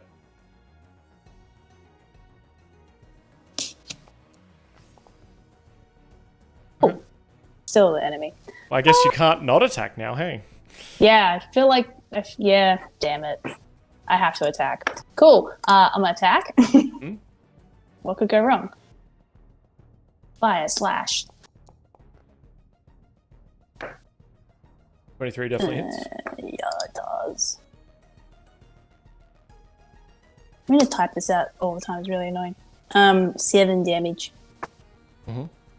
Do I take lightning damage? You sure do. Do you really need to roll? No, because it can't do enough to absolutely one-hit kill you. But I'm going to roll it anyway. You would have taken 10 lightning damage. 150 lightning damage. You see Karu go for like the second time. Go Just go unconscious. limp Yeah. in this strong tentacled man's arms. Yeah, that's what he would have wanted. Sorry. Can't help myself. He's like, this is how I wanted to go anyway, guys. Don't stop me. Just His hand is just like sliding down the man's like chest. it's like this, and he's just like, Yeah. I'm unconscious. Yeah. With you limp in one arm, the sort of lightning crackling along the tentacle, water is flooding into this room, and the figure holding Karu points at you, Yama, points at your blade, and sort of motions you with one hand to back away, and then points back at Karu, and you see sort of lightning start crackling over the tentacle. Oh, yeah, okay. Yama is, without hesitation, going to sheath his blade and step back. As you step back, he kind of moves forward until you get sort of towards where the crates are in the room. And he uses one of these other tentacles to lift up one of the crates, marked with that sort of pillar, sort of the mountain and the tentacles. And he starts sort of edging back out. He probably doesn't get all the way to the exit, but he's sort of edged forward slightly, grabbed the barrel, and then is trying to sort of edge backwards towards the entrance.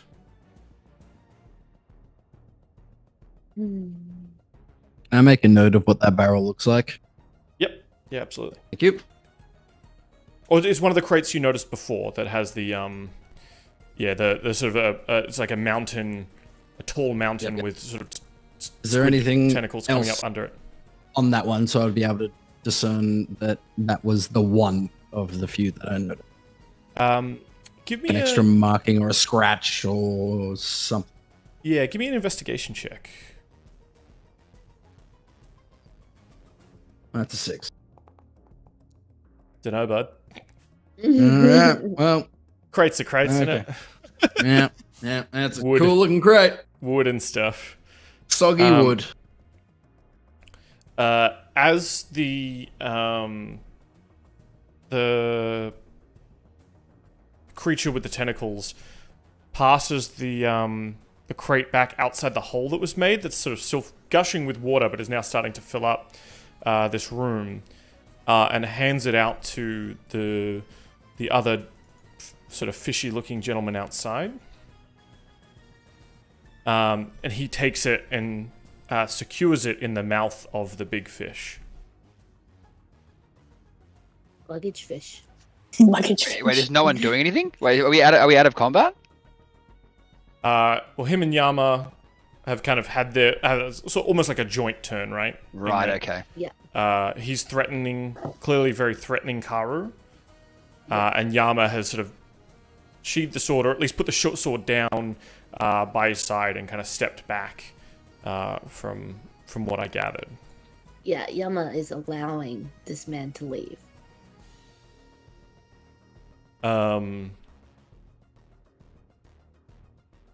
The lot from across the ways, seeing the flooding come in, yells like, "We gotta! She's going down. We gotta get out of here." Looks over and says, "Oh fuck! Shit! We don't want to fuck with. I'm not fucking with them." And starts kind of sloshing her way towards one of the stairs. Sorry, Pauly. Dan, but if that was my turn, can I still shoot off a spare the dying at Karu? Oh, yeah, absolutely, sure. Yeah, sure. Cool. Sweet. Do you have to touch them to do that, or is it a range thing? It is a touch. Mm-hmm. Do you But think he would allow it? I think so. Like if it's go to reach out. Yeah, if you reach out without a weapon, you're not. Yeah. Yeah, I think so. Cool. So she's just unconscious, no death saves. Yeah. He. Sorry. He.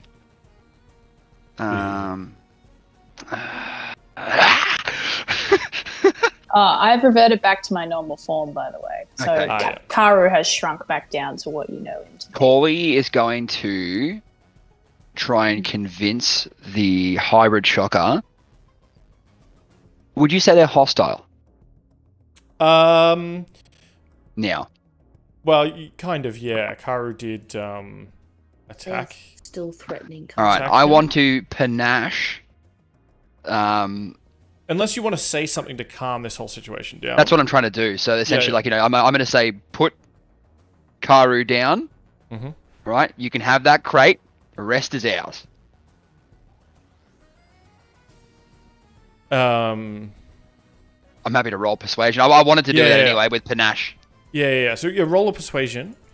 And I guess 14. it's versus his insight, isn't it? That's correct. Typically. So yeah, you said to him you can have that crate, but leave him behind. Yeah, leave him behind.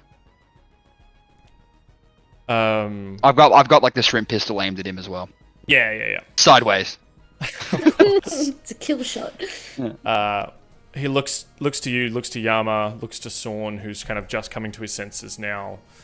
And in sort of an accented common, he says, "You're in charge of these? I mean, to They a obey certain your degree. orders?" To a certain degree. He says, "We are just here for what is ours." Yeah, you get that one crate. That's a fair trade. You didn't said- do anything. I did. And you saw what I did with my weapon. Took your friend out pretty fucking quick. I can take you out too. She died for the cause. Well, do you want to die for it too? I will if I have to. There You are don't two have more- to. You've there got are- your crate. You want. I see 2 more crates that we will take from here. All right. I'm going to But I am cock not- the pistol. I'm going to cock the pistol and go, But I am not unreasonable. yeah, there we go. Uncocks pistol. Name your price. I'm pretty sure I just did. 1 crate. 1 crate for 1. Looks at Karu for. I already have 1 crate, and I have 1 You get 1 more. friend of yours. You get 1 more. Thinks for a moment. Water's obviously like gushing in through all of Yeah. this happening. It's a very tense moment, I assume. Yeah. And says, "Deal. I will trade you this one for that crate." And gestures for with the tentacle. He can't quite he can't reach it, but Yama's kind of standing next to the crate. Yeah, Yama definitely moves quickly to offer the crate. Mhm. But then also, as soon as the crate is there, he goes to grab Karu. Yeah. So there's sort of that. Oh, Yep. oh, if this wasn't gonna fuck. Damn it. So, oh no, because I would fucking do this, and I know I would, and I know Yama's gonna hate me for it. Yep. Alright, no, Pauly's learning. He's not gonna shoot him in the fucking head. Oh my god, you should just do it. Oh, I'm fine, I asleep, will do it. don't know. Yeah, No, I'll totally you play do it. your character. Yeah, I'll you play your mine, it's all character. good, That- Yeah. Why do you No, think I know, I'm but I'm currently trying to- unconscious? I'm trying to learn. So I'm trying to learn and not killing people because I've been told I shouldn't kill people. And actually, you know what? For that, Pauly is going to say that. He goes, literally, like still sideways. I'm going to just be like, fine, and puts it back up normal. He goes, one of my crew, like one of my crewmates, said I shouldn't solve everything with violence. So this time you live, and then just put it away. As he hands back, Karu. yeah, so with 1 tentacle, he takes the crate from you, Yama, and then sort of as he's moving away out the door, still holding Karu kind of in the water, and kind of reaches out to as he passes the crate out, passes you the prone limp body of Karu, and puts him in your arms. Yeah, so can I cast a quick healing word and can we make for the door? Can we Make do for the that? loot. Oh, right. I'll give Pauly, is there anything Sorry, else you I want to love do that would kind of fit in all of that before Yama gets the Yeah. kind of healing word here, and because Sorn's going to have a chance to act as well.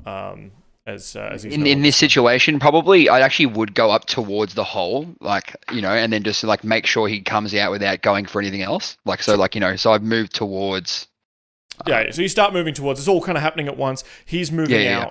out. Sorn, you see this play out. He's kind of just letting go of Karu. He's passed the crate off into the into his companion on the other side there, and he's starting to make his way. Not breaking eye contact, making his way out of the And ship. as he goes out, I'll just say, "Pleasure doing business with you." And my name is Captain Pauly, and then I'll put the pistol away. He says, "My name is Aniwe.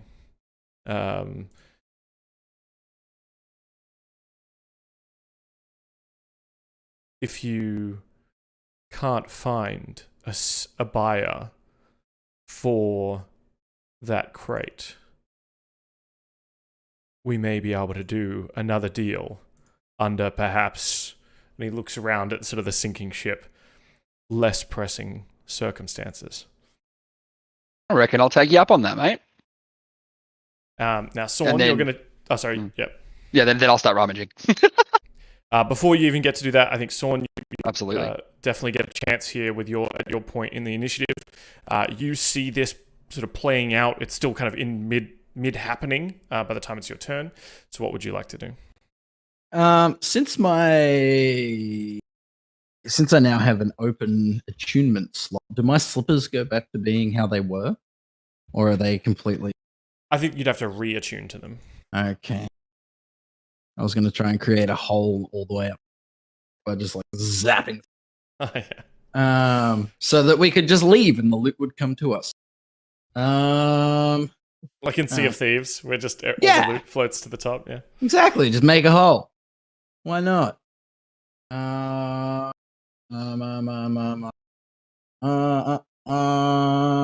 am going to start off by smashing down a potion of greater healing.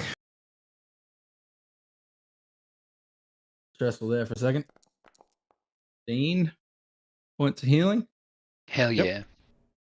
yeah. Actually, see what they were.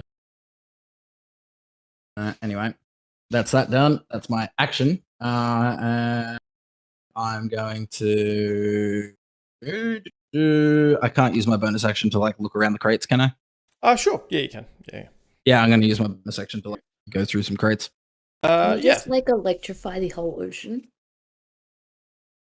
Yeah, look, I can't do that because I did that to electrify the clam, and that guy also Head has floaty fish, electricity. please. True. Yeah. Yeah, you can have a look around these crates, absolutely. As before, there's a couple of crates you see here that have the ETC logo, the sort of Emeraldia Trading Company, and a number of them appear to be crates that they seem to have been worn away or sort of damaged by the water and kind of broken. A lot of the stuff in them is sort of eked away, but there are... So there's one crate left that has that sort of tower and squid logo. I definitely want that one. You see another 4 crates that have the Emeraldia Trading Company logo, and you notice the same logo as the Sonavella company that you were at their house recently. Yeah, and destroyed their ship. And also, from where I'm standing, can I see anything around the clam? Apart from the rushing onset of water, no. This is just a big old, dead piece of seafood now. Sort of a dying, stinking mollusk. The pieces of it's starting to turn into kind of an ooze. It's losing its solidity, and so is the sort of bone and roof above you. It's all starting to kind of mold and collapse and age. Well, the crates that I've seen that since I'm assuming the crates are sort of floating in the water as the water comes up. Yep. I just want to move them all to below the giant gaping hole I created above us. Okay. Yeah. So with your action, with your movement, you kind of drag these crates through the water and kind of try and get them all in one spot. Probably takes you a whole turn to do so, I'd say, because there's 5 crates there. Yeah. I just like to in my mind, I'm like holding the crates, and then on the other end, I've got like mage hand pushing them back towards me as well. Yeah, So, one floats away, and you got to grab another one again, and we all float up to the next deck, and then I'm just going to shout to everyone, all right, everyone grab a crate. All right. There's only 5 crates. So we'll end the combat here if there's going to be no more. Yeah, so there's only 5 crates? 5 crates that look intact. Rogie, okay. That Sorn's kind of bundled into an area. A couple of them do float. One of them is probably quite heavy, but the water level is certainly starting to rise. It's got that kind of weird buoyancy where it sits halfway. Yep. The water level starts rising. Now it's 9 o'clock. We can keep going to escape from the sinking ship. We can call it there and pick this up next week. What would you like to do? I'm happy either way. Yeah, I reckon we just get out of here, wrap this all up, get back to our ship. Yep. Cool. Before we do that though, too, I'm definitely going to say, like, as I put the gun back down, I'm like, Yama, do you see how much I didn't kill that guy? I think Yama is just going to be like, you did well. And you can tell he's not saying everything that he's thinking as he does touch Karu and cast his healing word, which was... Could I try like insight check that? Do you know what I mean? Yeah, should it be like a contest? Sure. Yeah, because it's like give us a deception check, Yama, versus Pauly's insight. How well can you... My insight's terrible anyway. How well can you have a steely resolve and not give anything away? 10. It beats. Yeah, so you think you could... I mean, it's just, right? It's just there. You're terrible at it, but Karu is also terrible at holding back his feelings. So, yeah, you just pick up on something there for sure. Okay, perfect. Yeah, okay, well, I guess, do I say, like, the thing that you're picking up on is... Yama is maybe starting to think that you don't put the crew first. I mean, I definitely did. That was me putting the crew first. Like, I mean, but he's definitely thinking that you're putting all of us in a fair amount of unnecessary danger by this tendency to go for the treasure without thinking, and that's what you can see on his face. Okay. Yeah, okay. All right. Pauly thinks about that one. He's going to think about that. He'll think about that until next week. It's like, hey, I did the dishes. Yeah, but you, for the one time. Yes, and you're the one who made all those dishes in the first place. G'day, fireworks. I think Karu comes to consciousness and he's just like looks around. He's like, oh, hey, where'd the zappy one go? Your captain over there fended him off. And now we have to move really quickly. Oh, yeah. Water's fine. I'll go last. True. All right, so the water level's rising, starting to come to sort of your chest area. What are each of you doing? I'm just going to herd the crates as best I can towards the exit, up each deck. I'd probably help lash, like I've got rope, so I'd probably help lash the crates together. All right. What kind of skill checks is appropriate here? And then I'll try fly up through the hole, and then. Do you want to give me a survival check to lash? Doing your sailor's knots to sort of. Wouldn't that be sleight of hand? I'll allow it for you because you are trained in boating. You mentioned one of them was heavier, so I 13. Yama's just. Oh, great. All right. That's better than it would have been if I did survival. True that. All right, let's have a look here. That's fine. I just want to say I'm using Mage Hand to keep everything in check. Sure. And Yeah. Yama So, was using do you want to his give me lovely do you want to give arms. me an Arcana check to see how well you can control this mage hand? Is an 18. Very good. So yeah, you describe it to me. I'm just walking along, through or wading through the water, and it's just an invisible hand. It just looks like everything's sort of following me. Yeah, because it can't lift heavy objects, but you can bump it, right? And with their buoyancy, they are.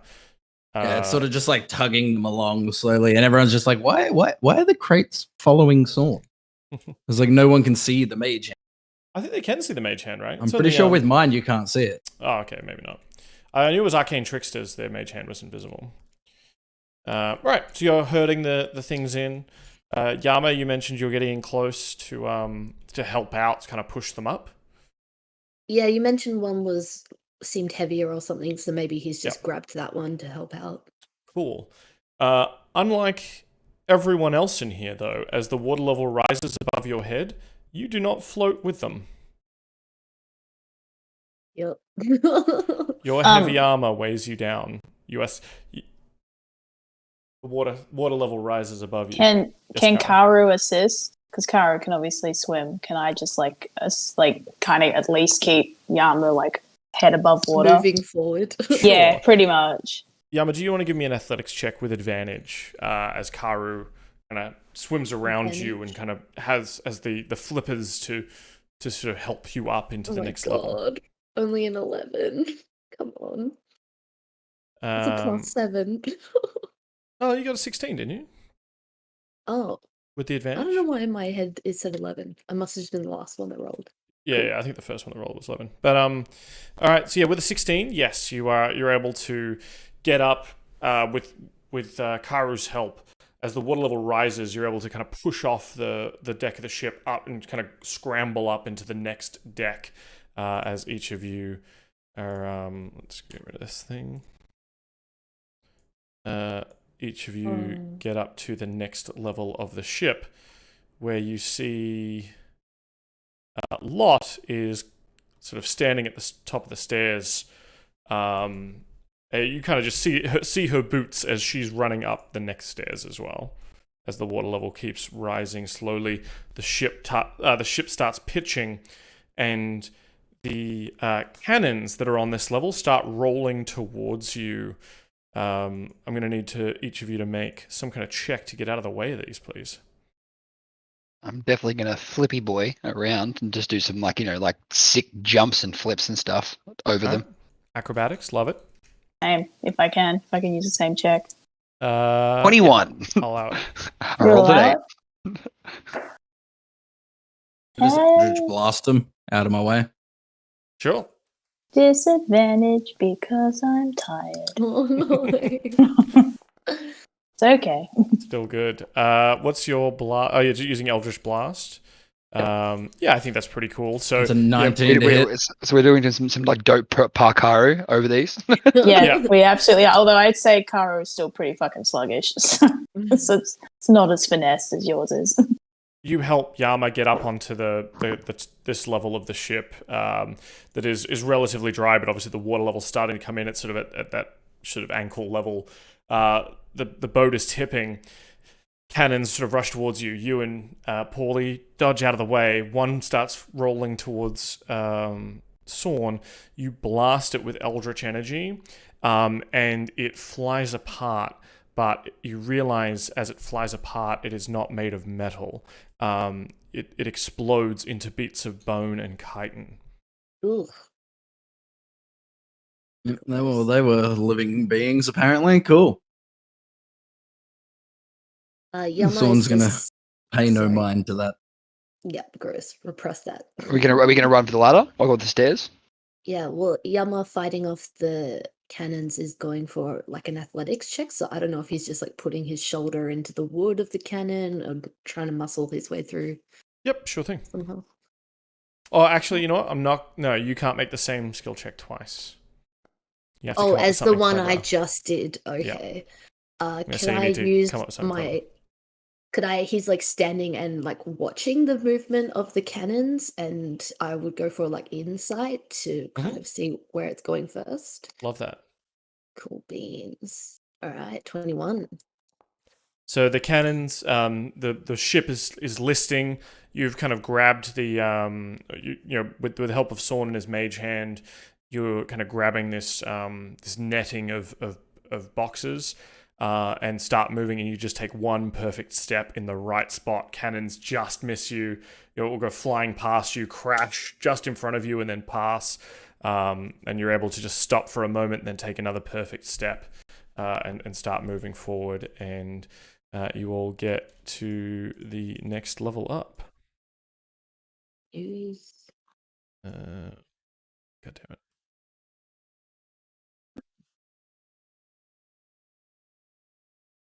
Oh, could I also ask, like, is Gary following us, or is he Oh, like yeah, sorry, he staying is. with his? Okay, cool. I Yeah. wasn't sure if he was staying with his brain mum. I think there's a moment where Gary goes over to it and kind of raises some tentacles to it as it's dying. Oh. And then he swims over and kind of like hops onto one of the crates and is just sort of being carried along with you.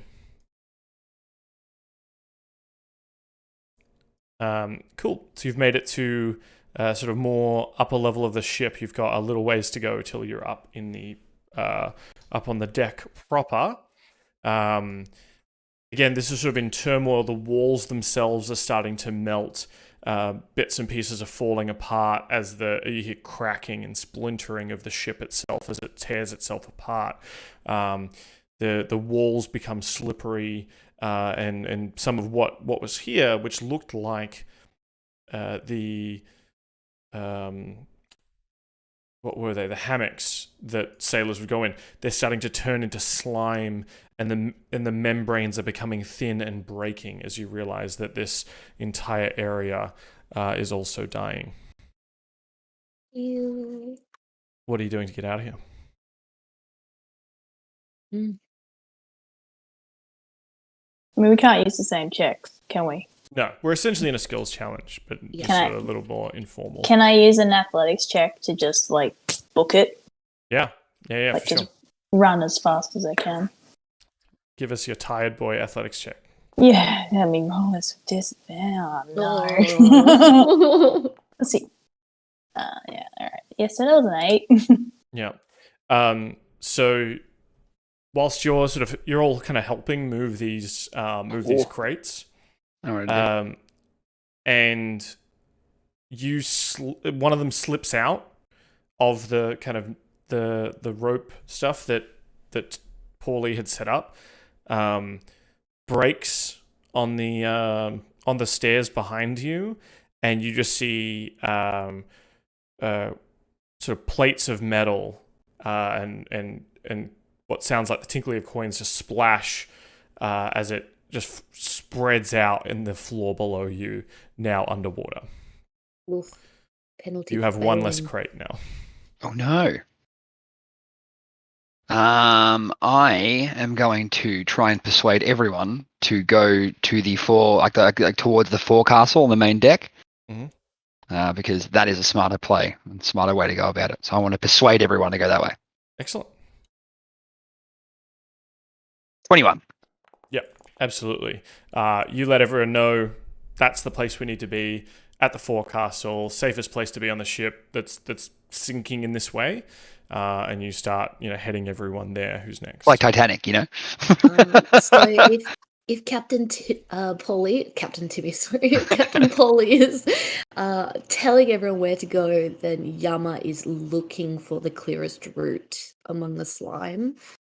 So I will go perception. Sounds great. 16? 15 is good. Oh, 16. Oh, 16. 16 Even is good better. too. So yeah, you're sort of ducking in under, you're finding the safest route that you're all able to, together with Karu and Sorn aiding with the mage hand, get the remaining crates most of the way forward through to the forecastle, or at least to the sort of forward stairs. Sorn, what are you doing on this level? I'm just ushering things along, trying to make sure we don't leave anything behind.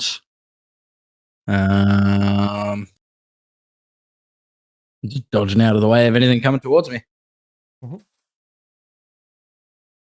So what is that going to be? Acrobatics, athletics? Could I argue perception to keep an eye out of anything? Like maybe something's going to fall from the ceiling and land on me. No, because Keeping an Yama eye just out? used perception. Yep. Okay. All right. Well, I will use.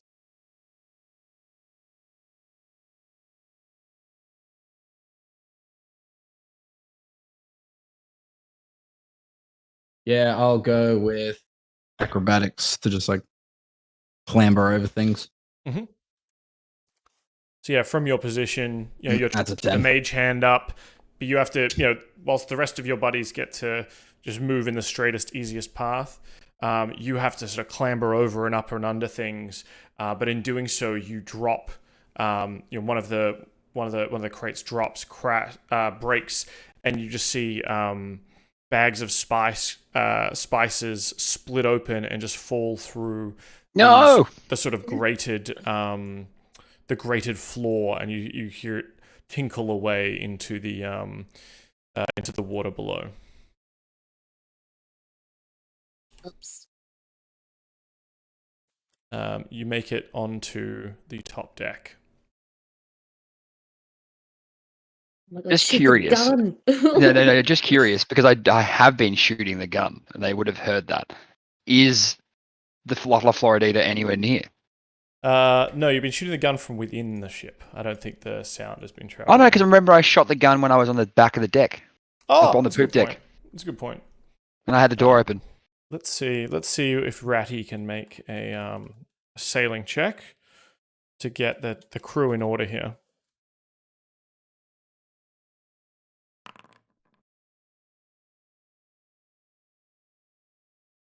So just as you get to the top of the ship, it's starting to list and see. You've got a little bit of time here, but you can see La Floridita cresting around the side of the island of where it was Alright, hidden. sick.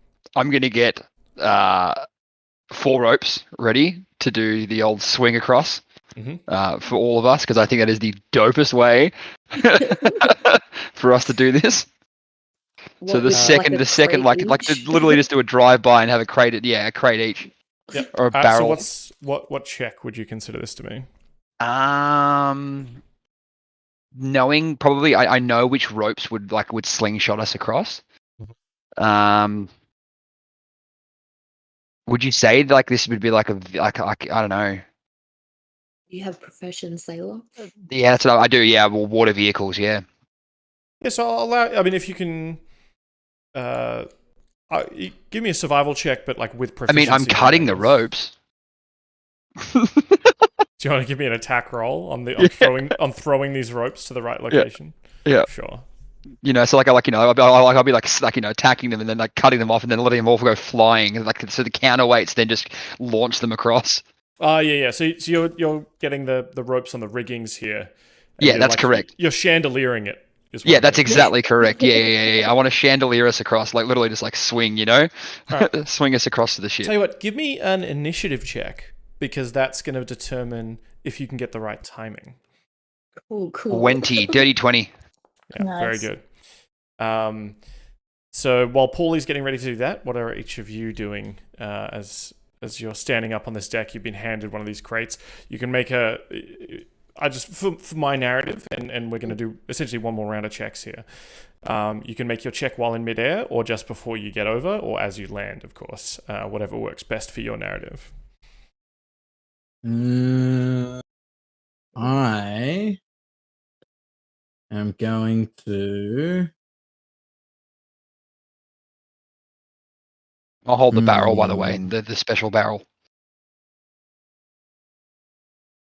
When I'm in midair, am I able to Eldritch Blast behind me to create force to propel me? Sure, love it. Give me, give me an attack roll or an Arcana check here to the attack roll because that's Yeah, of plus course. 8. Yeah. Yeah, that's a 23. Yeah, I think that's pretty good. Yeah, 15 on the base on the die anyway.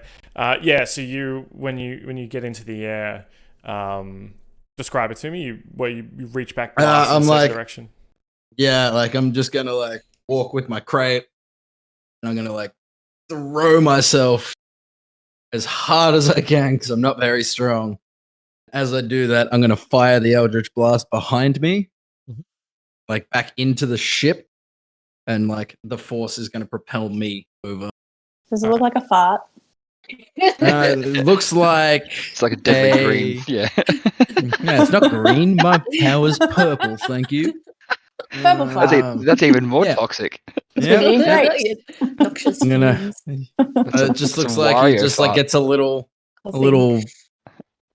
boost, like a little jetpack out Yeah. from behind him. Oh, gaseous propulsion. Straight sewage. It's canon. It's a fart. Okay. It's a fart. All right, can I just change that real quick? My Eldritch Blast splits at the last second and hits Yama and Karu in the side of the head each. It doesn't propel me anywhere. I fall into the water and drown, but it knocks both of them out too. Yama as he's, Sorn as he's falling down, he's just like, worth it, and the bubbles. Very good. yeah, I think that, I mean, it's only doing 3 force damage, but that would probably knock Karu out at the moment. That would knock so. me out. Please don't do that. we don't need to keep health. Yeah, we don't need to keep resuscitating Karu. Okay. Yeah, no, we'll let's not make fart character decisions for other players. Okay. Yeah, if you want your he may make a little bit of a little toot when he lands though. That's right. Yeah, Oh, this is no, all it's Little just- one, he's like, oh, You see Oh, I that made he's got the page of telepoot stuck to Yeah, his foot. remember guys, remember the old pirate passage. Ye who smelt it, dealt it. well, guess what? Ancient Everyone pirate else is wisdom. behind me, and he was Yeah. propelled through the air quickly, so he didn't smell it, so he doesn't feel it. We're That's good. right. We're good. Cool. All right, Yama and Karu. I think Yama's just going with brute strength on this one. He takes the final, and I think you mentioned it was heavy. He grabs his rope and just holds on for dear life. And Cool. can I make that an athletics? Absolutely. Love the idea of just like me just like cutting these and then just launching you one by Yeah. one. I reckon it's dope. I think Yama really possibly almost like shits himself as he's going over because he hates heights. So he's Yeah. really like he's gripping everything for dear life, and I think he can hear the wood creaking on his crate. as So he brings you're it the one across. you're the one who dealt it. So that's the smell we have. See, I'm in the Oh building. no. This is how it goes. I imagine Hobgoblin's farts. I think you'd know. They're rancid. Yeah. So much Yeah. tea. It smells like chai. It's so herbal. Karu's going to, so when he goes to land, so he's launched, he's in the air, but as he's going to land, I'd like to use one of my tentacles to sort of hook, I don't know what ship stuff is, a ship thing. The crossbeam, to- the yeah, mizzen to- mast. Yeah, to sort of like grab it and then kind of swing and land better. Excellent. Karu. Yeah, Pakaru, exactly. 15. That's good. So yeah, you're launched up. Yama, you with your strength, you get propelled into the sails, which kind of slow your descent, and you kind of slide down onto the deck, landing with a heavy thunk. Sorn, similarly, you're able to change your trajectory slightly to possibly even target that crow's nest. You've gone up and kind of landed just at the peak of your arc and kind of landed up top there without breaking a sweat. Karu, similarly, you've been launched through and you just are able to hold out a tentacle and kind of transfer your momentum into a spiraling around the mast on your way down. Yeah, cool. And then, of course, Pauly, you get launched up just at the perfect moment to spread the wings out and drift down. Absolutely, yeah. And I actually, what I want to do, so as I go up, I want to then have like the trajectory to then just dive bomb the Floridita, drop the barrel off, do a barrel roll, down, and then like I can't yell right now because Lana's in bed, but like just go, "Ooh, this is why I'm a fucking pirate." Very good. Sorn is immediately just going to take a long rest. And and then actually that's what I was going to do next. I was literally going to be like, this is why I'm a fucking pirate. Wings still out, and then just collapses on the deck. Pass out.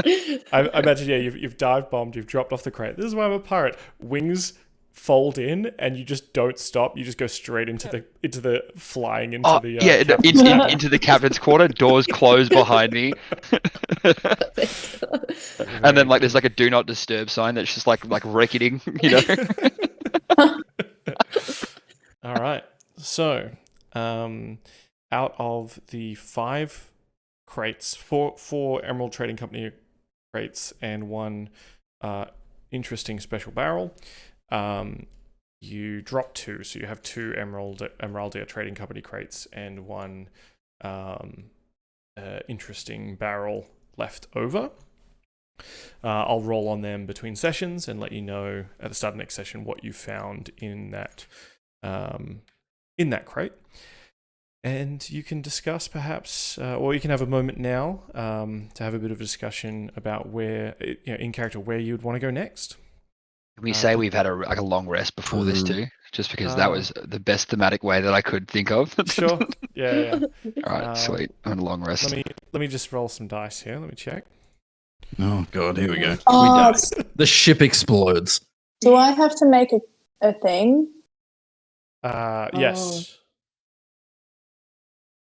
Sorn 2, right? What is it? It's a Was it a wisdom save for the nightmares?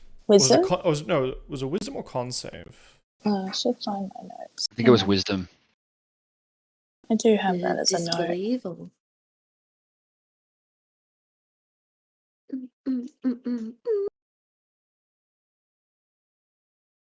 Wisdom save.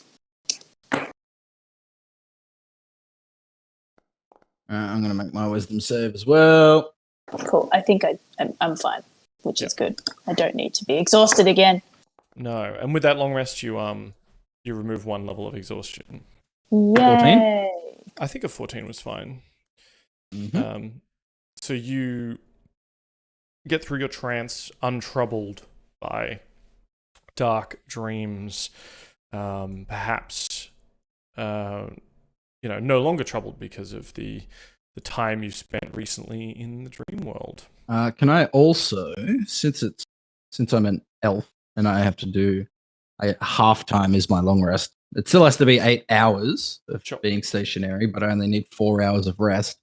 Can I pull out the scythe and redo my pact ritual on it?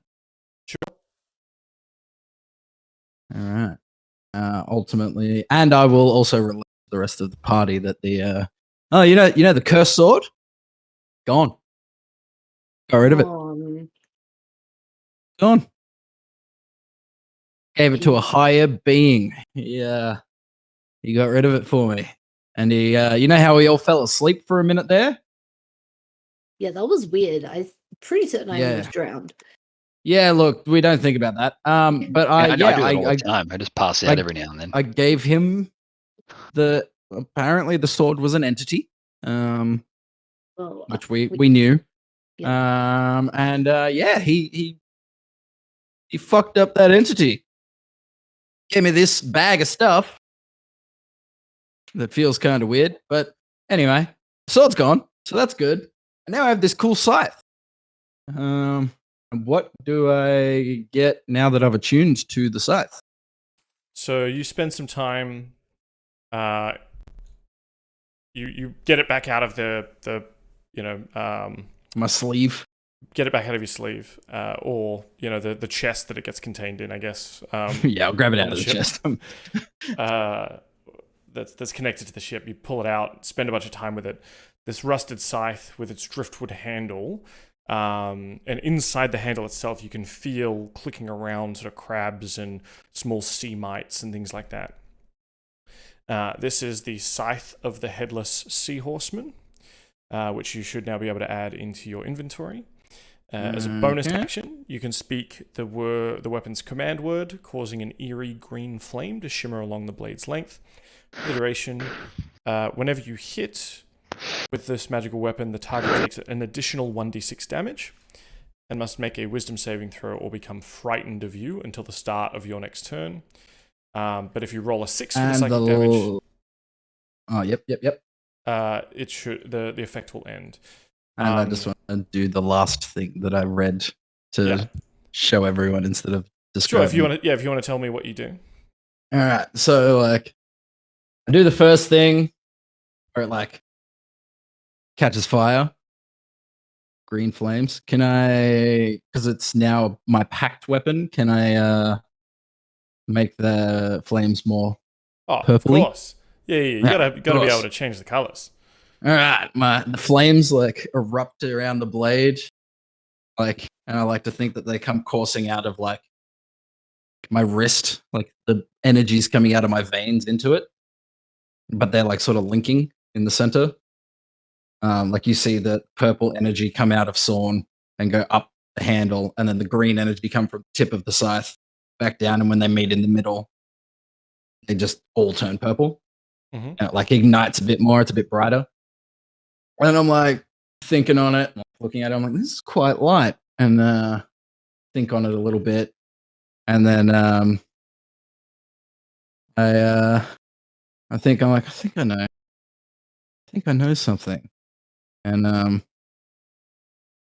I whisper something to myself. And a seahorse appears. And I climb on top of it. Cool. And I ride my seahorse around. Hell yeah! So I'm like, I got a horse. It's got a weird tail, but I have a horse. Cool. So you summon a spectral sea mare, half horse, half fish,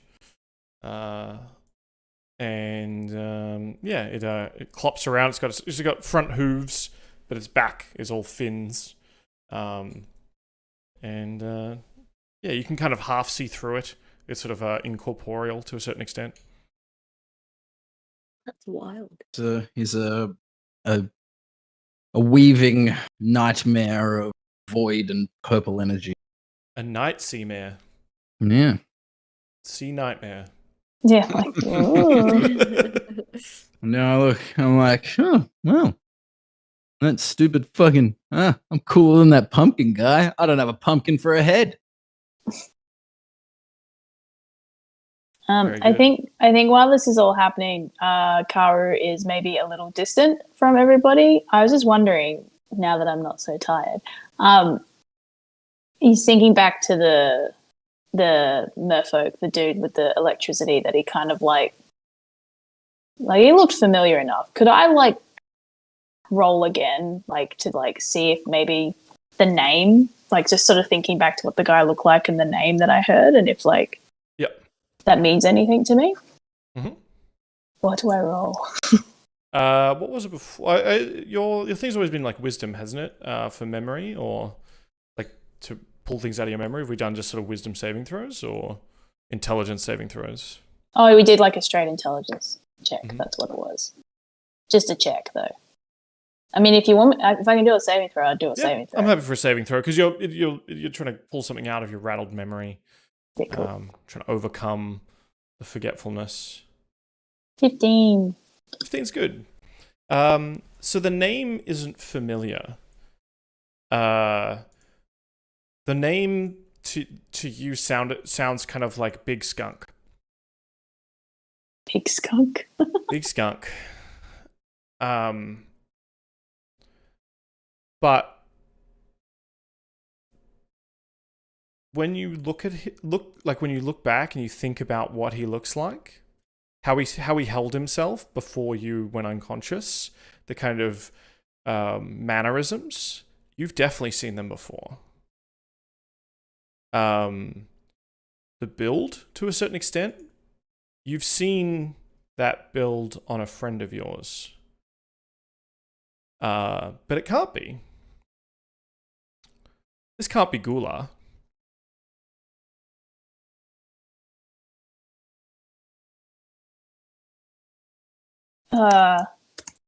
Yeah. I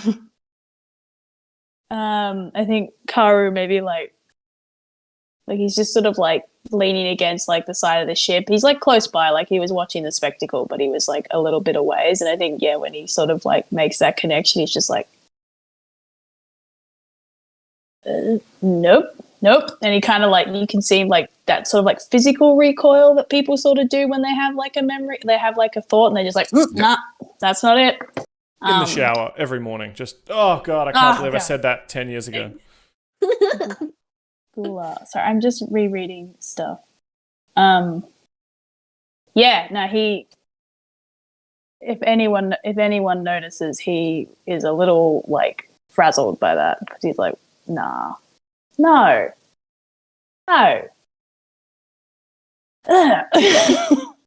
he's just kind of like pacing a bit. Karu, what is happening? What is wrong? It's nothing. I mean, it's nothing. Nothing.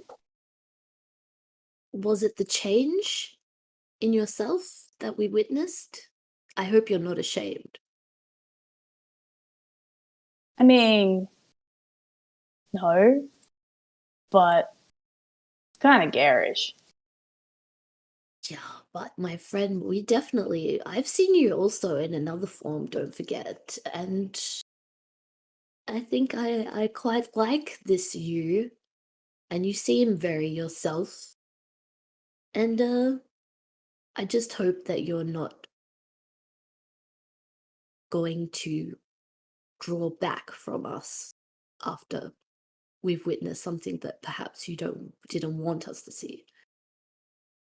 Yeah, he's kind of like looking around. He's like, no, look, I was worried about that a bit.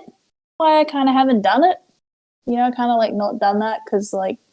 So you've done this before. It's not new to you. Yeah, I can do that on command. Oh.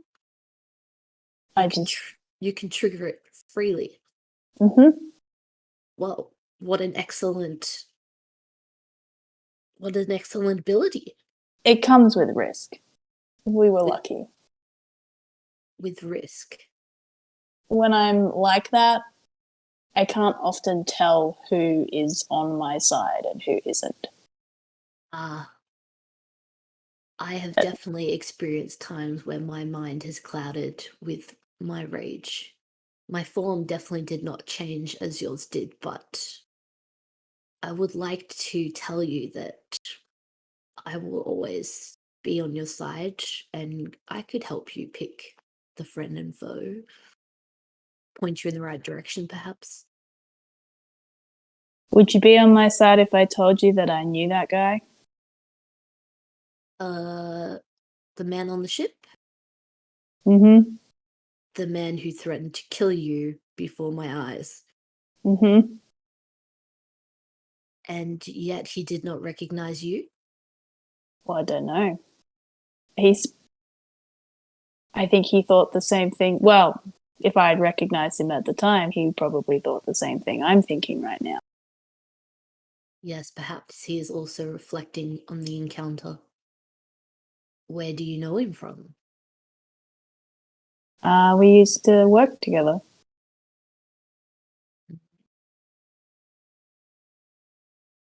But he's supposed to be dead. Did you work together in this form that you hold now? No, he didn't look like that either. We didn't look like this. Find him and make sure he's dead. I don't want to kill him. Oh. Okay. So you were once teammates and friends, allies? Yes. He was one of my best friends. But he died. Or at least never recovered the body, which means if he's alive, then maybe others are as well. You see whole Sorn crew go to back. raise a finger to say something, and then he's just like, "It's fr- Like, I missed that. Sorry, Dill. no, that was the point. Like he raises a finger to like say something, and then he's like, Okay. probably. well, I think our captain has in his mind to hunt down that missing box. Perhaps it will. The box that we have in our custody would lead us to your friend. Maybe. Yeah, I mean, like, Pauly's all for that. Sorry, I can't talk too loud. Lana's asleep. That's all right. If the barrel is on the sort of table, I assume you're all kind of in the officer's room having this conversation, cramped in there possibly because of a giant spectral sea nightmare that Sorn has summoned. Although it's he half gets rid of it. corporeal, so it's like its tail is out the room. Sorry, Dill? He just gone. Okay. Karu, you recognize the symbol on the barrel as the symbol for the Sapphire Divine Church. In the barrel. Or do you want to roll for that and we do that next week? You go to Maybe open that's it, the Cliffy. Yeah. and you realize as you touch it, the wood is, while it's firm, it still has some give to it. And as you open up the barrel, it doesn't open like a wooden barrel lid. It squishes open and makes a terrible organic noise. And inside, you can see a tiny ship starting to grow.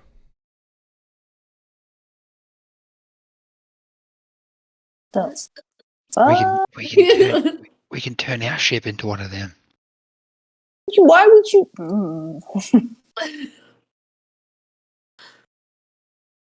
Ugh. Let's close the lid.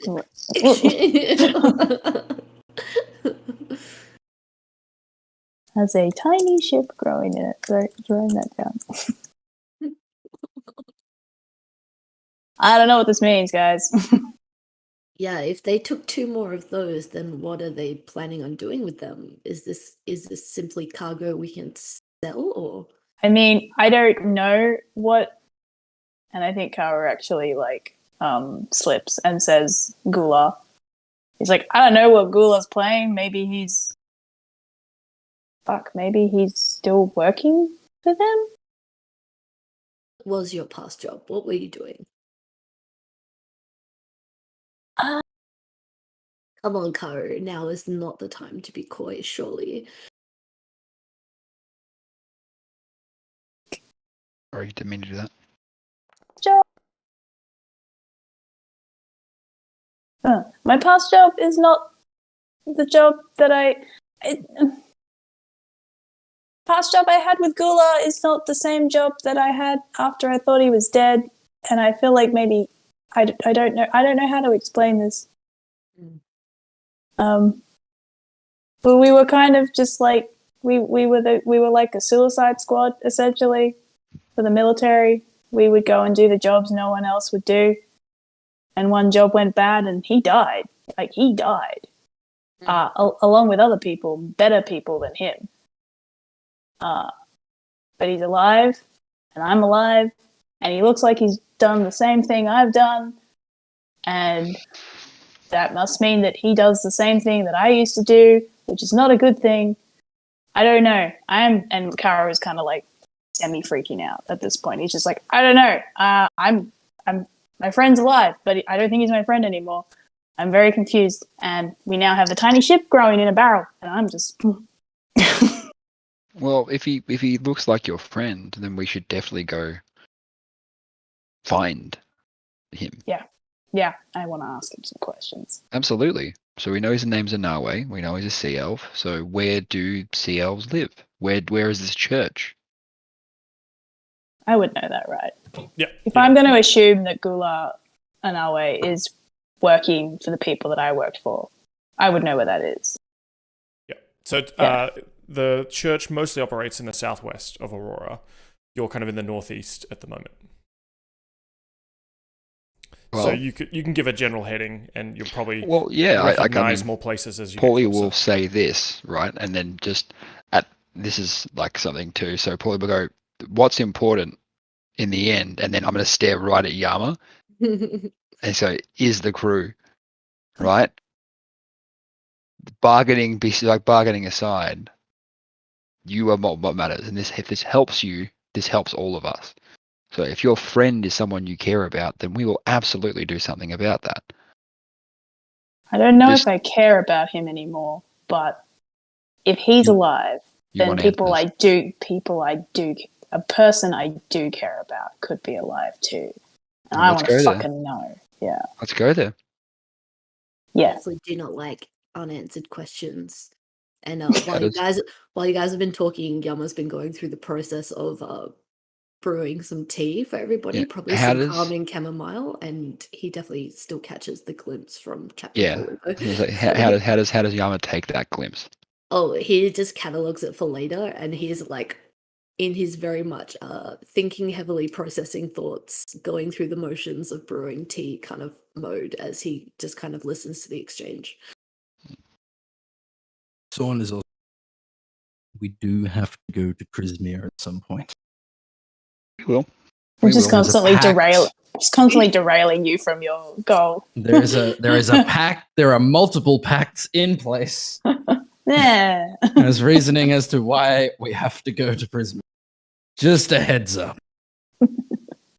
Sorn's really deep in this multi-level magic scam. It's pyramid scheme. Sorn's just hoping he doesn't fucking into nothing.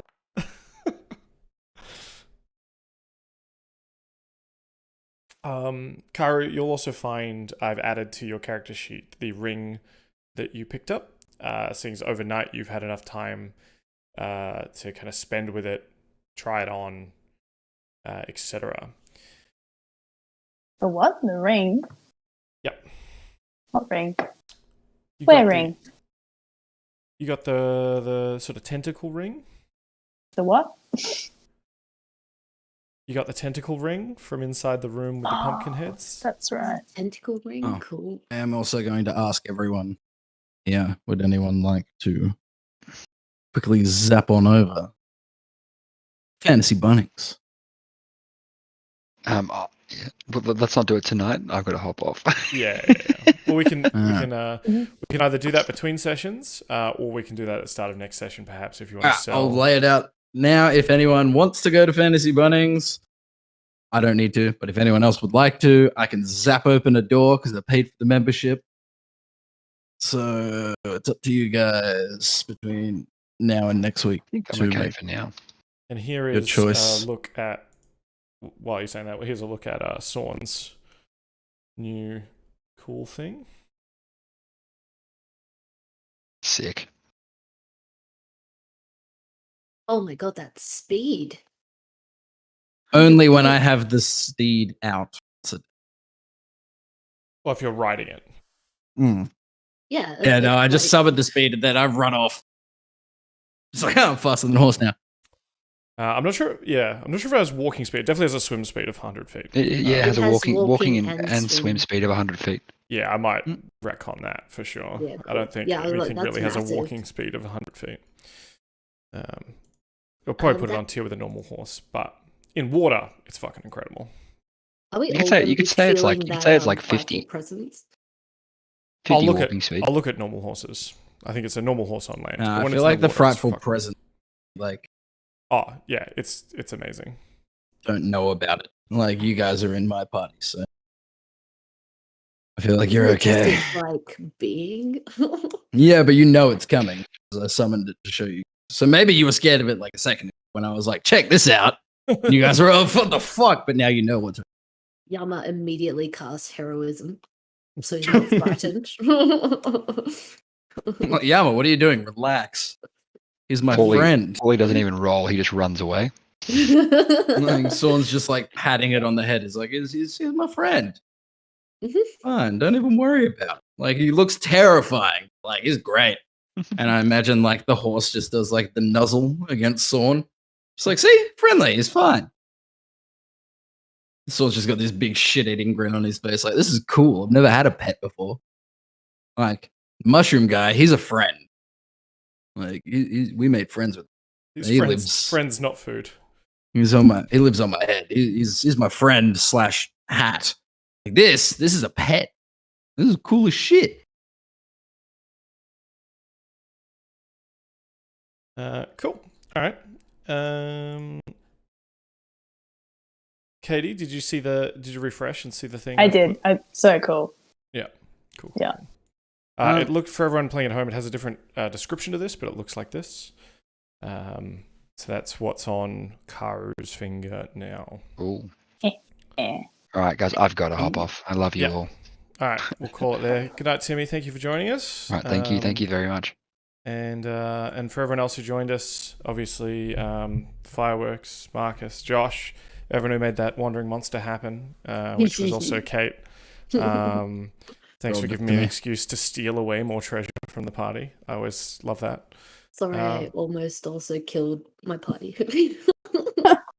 Fine. We got to have a very nice reunion thanks to you, so I think that's cool. Dan. God damn it. Yeah. That was cool. Look, you give me ammo for a backstory. No, I know. I'm still trying to run away from it every time. But it's pretty late here. It's 10 o'clock. I think we're all pretty tired. But yeah, so thanks again, everyone. We'll call it there. We'll see if some other friends of ours, friends of the show who raise money with us for a charity and stuff like that, are online. So I'm going to do a cheeky raid on them and say hi to them. If you would care to join us, that'd be great. And we'll see you all next week, hopefully. All right, bye-bye. Bye-bye. Bye.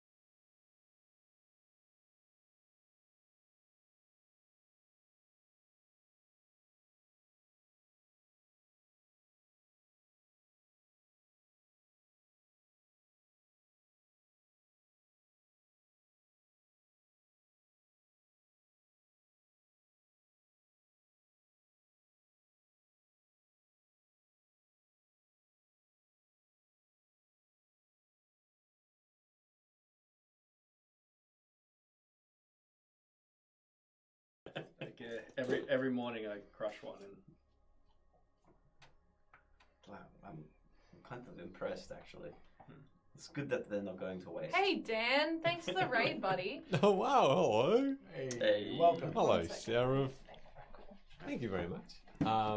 To everybody who's just joined, we'll see Luna very soon. We're Fate Script. We stream normally every Tuesdays at 6:45 PM AEST. And great to have you. Thank you so much for the raid. Much appreciated. So you're still all walking towards Eroloff. While Sid, you're wearing on top of your mohawk an amazingly new green hat. And those glasses. Purple with a feather, you said. Sorry, purple. Apologies. What colour is the feather? The feather's white. Classic. and it's